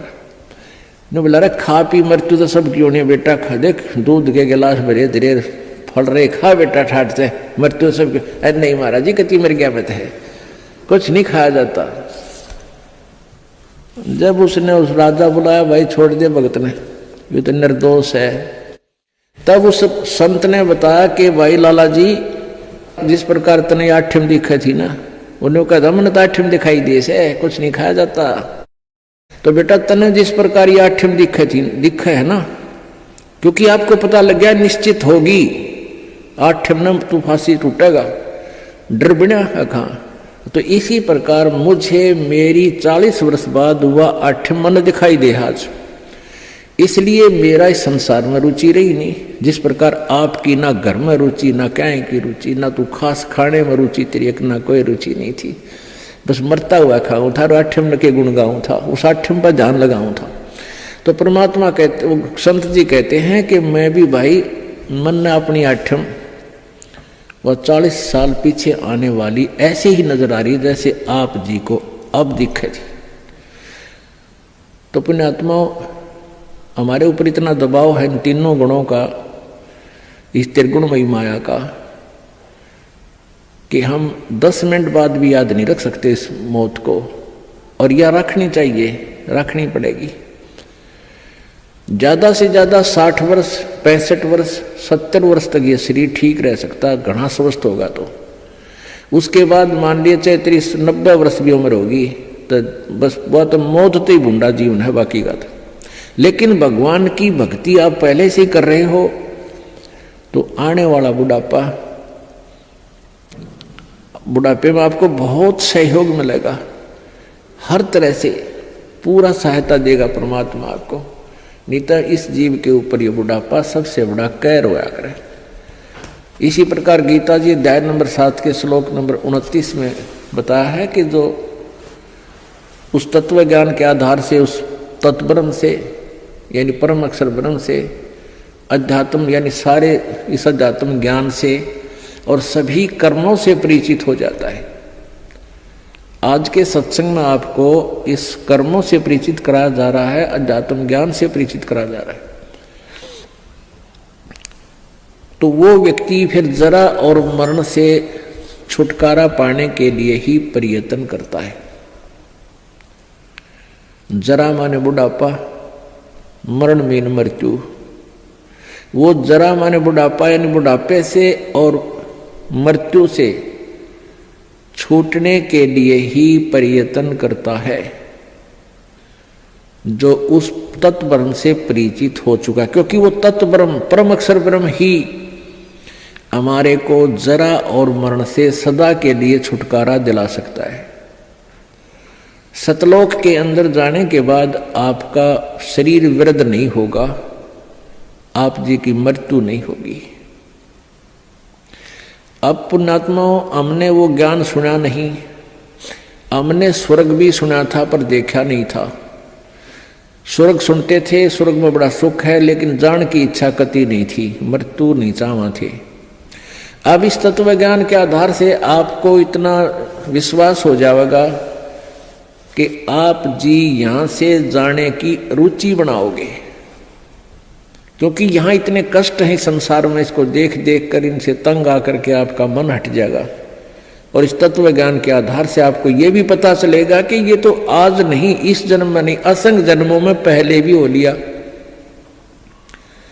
और आगे भी होगा, यदि सतलोक नहीं गए। अब सतलोक में जाने के बाद आपकी पुनः जन्म नहीं होगा, वृद्ध अवस्था नहीं आएगी। बुढ़ापा नहीं होगा और मृत्यु नहीं हो। आज कोई भी प्राणी मृत्यु नहीं चाहता और सारे मरेंगे, 2 दिन आगे पीछे। समय आने पर सबकी मृत्यु होगी, मरना कोई नहीं चाहता। चाहे कोई 80 साल 90 वर्ष का बूढ़ा हो रहा है और चला जाता ना बैठा जाता है, कभी कट दुख है कभी सिर दुख है और फिर भी मृत्यु नहीं चाहता। ठीक है, ऊपर ले मन तो चाहे कह भी दे भगवान मन ठा ले, लेकिन जब ठाण का टाइम आओ ना, जब उल्टा हटता है कोई भी हटे, जिनको ज्ञान नहीं भगत नहीं और उल्टे हटते। एक बुढ़िया रोज न्यो कहा करती, हे भगवान मन ठा ले, मतलब दुखी हो ली इस परिवार तय, हे भगवान मन ठा ले। अब उसका पोता था बदमाश सा, उन्होंने सोचा बुढ़िया रोज न्यो कहा मन ठा ले, तो उसने न्यो सुन रखा था कि यमराज आते हैं, सर पर सींग होते हैं, उनकर हाथ में गोदा होती है। तो लड़के ने 12-13 साल का था, उसने सर पर बड़ा साफा बांध दिया, उसमें सींग पो लिए 2 और हाथ में ले लिए गदा सी बना ली कपड़े की, जो करिए नकली रामलीला रखा है ना हनुमान की। और पहले इसे टिमटिमाते ही दीवे होया करते, दीवा दिया ला, दीपक लगा दिया और बुढ़िया का हटा के मुंह पर तक कपड़ा ने बोला, बुढ़िया बोले होशियार चल तुझे लेने आया हूँ। बुढ़िया ने देखा है तो सचमुच आ गया, यमदूत खड़ा है। ने बोला, अरे भाई मन ने क्या करेगी तो योर कुण बार, मन ने क्या करेगा बुढ़ी ने, योर कुछ ना कुछ बारह किसी ले जा तू। अब न बोला ना तेरा नंबर है, बोला अरे भाई तेरा आगे दोनों हाथ जोड़ो, मन ना ले जाए। तो फिर उसने उतार दिया सारा साज बाज हटके हाथ धर दिया। तो इन्होंने बोला, दादी क्यों मगज खाया करती रोजाना, मैंने ठाले मरी क्यों ना तू। ने बोली, रे ढेड़ तने गढ़ दूं, तू था तन डरा दी थी मैं। तो भाई बात ये है कि हम चाहे कोई भी कुछ कह रहे, हमने ठाले पर ठाण का टाइम आओ जब उल्टे हटे हैं। तो कहने का भाव ये है कि हम मृत्यु नहीं चाहते, मृत्यु होगी। अब यहां से तो आपने मरना पड़ेगा, सब कुछ त्यागना होगा, और ये मालूम नहीं कब त्यागना पड़ जाए। ये कोई जरूरी नहीं है कि हम वैसे अटकल से आगे बढ़ रहे हैं कि अभी हो सकता है 10 साल 20 साल हमारी मृत्यु ना हो। अब कोई 60 साल का नहीं सोचा 20 साल तो 80 साल तो जीवाएंगे। और क्या पता ये रोज दुनिया की मृत्यु होने लग रही, कोई 20 साल का, कोई 10 वर्ष का, कोई 50 वर्ष का, कोई 60 वर्ष का। तो ये अटकलबाजी हमें डबो रही है। हमने भगवान से डरना चाहिए और याद रखे उस मौत को, प्रथम परमात्मा को और सेकंड मौत को। फिर ना तो बुराई कर सकते, ना चोरी कर सकते, ना ठगी कर सकते, ना बदमाशी कर सकते, ना 2 नंबर का काम कर सकते, कि जाना दिखेगा आपने। फिर तो यहां तो आपने जाना ही पड़ेगा। और यदि आपकी श्रद्धा सच्ची लो, उस सतलोक में जान की लगी, इस ज्ञान के आधार से आपकी आस्था या किसी परिवार जन्म में या किसी धन में नहीं रहनी चाहिए।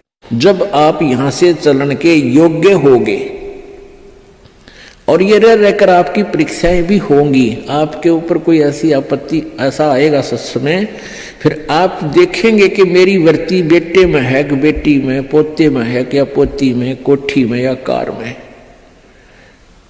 आप जी ने अपने उस जाल को स्वयं काटने की चेष्टा करनी है कि तो जुल्म हो गया, मेरा तो बीच में आस्था है। और यहां आशा रही तो वापस जन्म होगा, जहां आशा ता बासा होई और मन कर्म वचन सुमरियो सोई। आपकी यहां किसी भी चीज में आशा रहेगी, आस्था रहेगी, तो वापस आप जी को आना पड़ेगा। इसी यहीं पर मनमाने या फिर बैल बनकर आ जा। और यहां आशा नहीं रही तो फिर हमने आशा कब ना रहेगी, ये ज्ञान आधार बनाओगे, भक्ति घनी करोगे, दान धर्म खूब करोगे, उस भक्ति की शक्ति से भी आपके कुछ बंधन ऑटोमेटिकली कट जाएंगे। इतना दबाव बनेगा उसका, आपके मन में वो आना नहीं देगा और परमात्मा कोई ऐसी व्यवस्था आपकी बना देगा। और जो भक्ति नहीं करते तो फिर हमने यहाँ से तो जाना ही जाना है, भक्ति कर रहे हैं जो, उनके मन में ये आ जाना चाहिए कि फिर जन्म हो गया तो फिर यह दुर्गति शुरू। मनुष्य जन्म भी हो गया तो मनुष्य जीवन में क्या सुख पाया अपना? आज हम 60 साल के हो गए, हमें पता है क्या मिला इस जीवन में और क्या हमारा था और क्या पराया था। तो इस ज्ञान के आधार से निर्णय हो जाएगा कि अगर फिर जन्म हो गया, फिर वो प्रोसीजर, बेटा ना हुए तो दुखी, हो गए तो महादुखी, क्योंकि फिर उनके पालन में पोषण में कोई बेका देगी मृत्यु हो जाए काल, तो फिर रोज जाना करे काम, तो रो रो का टक्कर मारेंगे, वह दुर्गति न्यारी। तो इन सब बातों को ध्यान रख के तो सच्ची श्रद्धा बना ले कि तो मरना पड़ेगा, पर इसी जगह चला फिर मरना ना पड़े, यहां से तो जाना पड़ेगा। तो इसलिए ये तो अपना है ही नहीं, चाहे बेटा है चाहे बेटी है, उनमें मोह है या ना है। तो अपने परिवार में आप जी ने ऐसे रहना पड़ेगा जैसे एक गाड़ी, रेलगाड़ी का कंपार्टमेंट होता है और उसमें आप सफर कर रहे हो, जिसका जहां स्टेशन आ जाएगा ऑटोमेटिकली उतर जाएगा। किसी का 2 घंटे का है, किसी का 10 घंटे का सफर है, किसी का 24 घंटे का है वो। तो ऐसे ही आप जी इसको ऐसा समझ कर रहोगे जैसे रेस्टोरेंट होते हैं, होटल में जाकर डट गए, तो वहां सारी सुविधाएं होते हुए भी आपको पता है कि ये मेरी नहीं है, उनका प्रयोग भी करना है, उनमें मेज कुर्सी पलंग टीवी वहां पर है, उनका पंखा कूलर एसी फ्रिज, उनका प्रयोग भी करना है, लेकिन अंडरस्टूड होता है कि मेरी को ना, ये तो धनी की है। तो ऐसे ही ये सारा रेस्टोरेंट, ये होटल, ये काल का है और हमने किराए पर अपनी पूंजी जमा करा का यहाँ, तो ये कुछ समय का रहने का यहाँ पर मिला हुआ है और ये व्यवस्था बता दी, इस खेती में बना रखा, ये मजदूरी कर, ये ऐसे खा ले, ये यहाँ छोड़ रखा है। लेकिन ये अपनी नहीं, हम यहाँ होटल में कुछ दिनों के लिए सटे करे हुए। यदि ऐसी आस्था आपकी बन जाएगी तो फिर कोई पल्ला नहीं पकड़ेगा आपका, कोई बाधा नहीं बनेगी। अन्यथा जो भक्ति नहीं करते हैं उनकी कैसी वृत्ति होती है। अब जैसे कोई पिछले जन्म में भी कोई भक्त भक्ति करता था और वो पार ना होया, आप जी हो, परमात्मा चाहते हैं कि तुम सभी पार हो जाओ, बहुत अच्छी बात है, क्योंकि पार होने के लिए तो ये सारा खेल हो रहा है आपको पार करने के लिए। अब विद्यालय में बच्चे फेल भी होते हैं और पास भी अधिकतर ही होते हैं, और कुछ एक फेल भी हो जाते हैं, तो वो फेल हुए हुए गणे दुखी होया करें। तो ऐसे ही एक व्यक्ति किसी जन्म में कोई प्राणी, कोई आत्मा परमात्मा से विमुख हो गया, भक्ति ना करी, छोड़ गया, तो उनको फिर लेता है भगवान शरण में। एक किसान के घर जन्म हो गया उस पुण्यात्मा का। अब कहते हैं जो जन मेरी शरण में एक बार आ गया, परमात्मा कहते हैं हमारी शरण में एक बार कोई प्राणी आ गया तो फिर उसको जब तक वो पार नहीं हो लेगा उसके पीछा हम छोड़ना को नहीं। जो जन हमारी शरण है ताका हूं मैं दास, और गेल गेल ला गया फिर जब लग धरती आकाश। तो उसी विधान से परमात्मा उस किसान के पास गए और किसान से कहा कि भाई,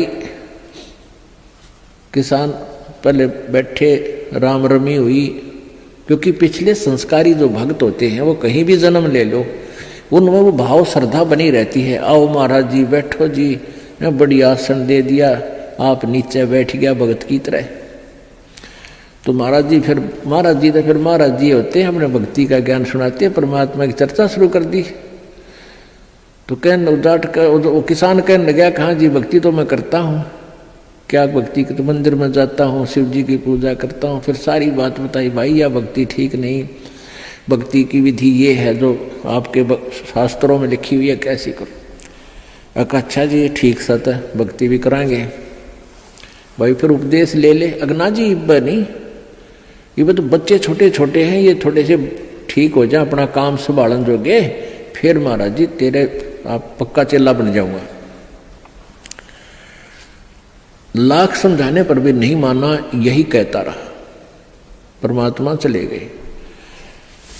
कुछ दिनों के बाद फिर गए, देखा क्या किसान के 2 लड़के थे, उन लड़कों के भी बच्चे हो रहे, उन खिलाने लग रहा खूब प्यार से, सीने से लटा रखे पोते। परमात्मा फिर गए, किसान भाई भगत जी, देवता तेरे बच्चे भी समझदार हो गए हैं और खेत का काम संभाल लिया, तू आजा भक्ति कर ले, नाम ले ले। ने बोला महाराज जी देख छोटे छोटे पोते हैं, बच्चे खेत में जहाँ हैं काम कर रहे हैं और मैं इनको बाद में संभाल रहा हूँ, अब मुझे फुर्सत नहीं है। थोड़े ही बच्चे पोते बड़े हो जाए थोड़े से, फिर मैं भक्ति करूँगा। बहुत कहने पर भी नहीं बोला ना बाबा जी दुखी ना करे मैंने, क्यों पोते घने प्यारे लग गया करे। यह काल का एक भयंकर जाल आगे और बढ़ा देता है उसके ऊपर। अब बेटे तो उल्टे बोल रहे, कोई धमका दे कोई खुरका दे, और वो पोते बोल रहा करे प्यारे प्यारे, तो वो घने प्रिय लगते हैं।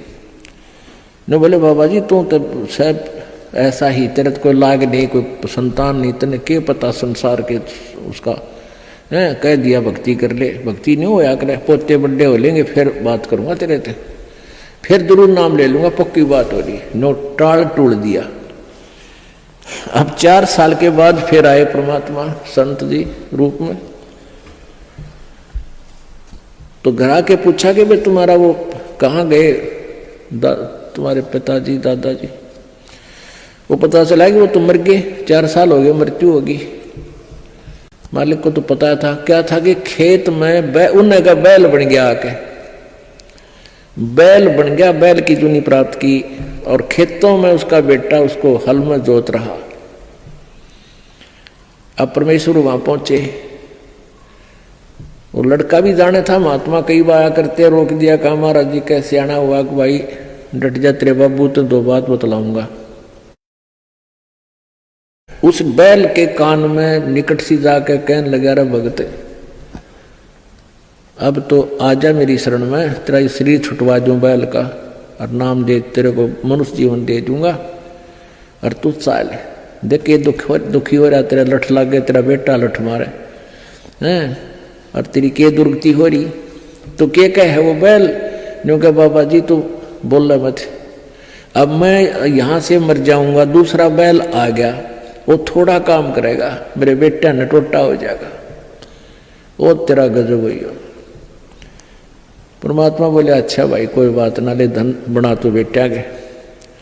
अब कुछ दिन के बाद वो बैल भी मर गया, मृत्यु के बाद वो सांप बन गया।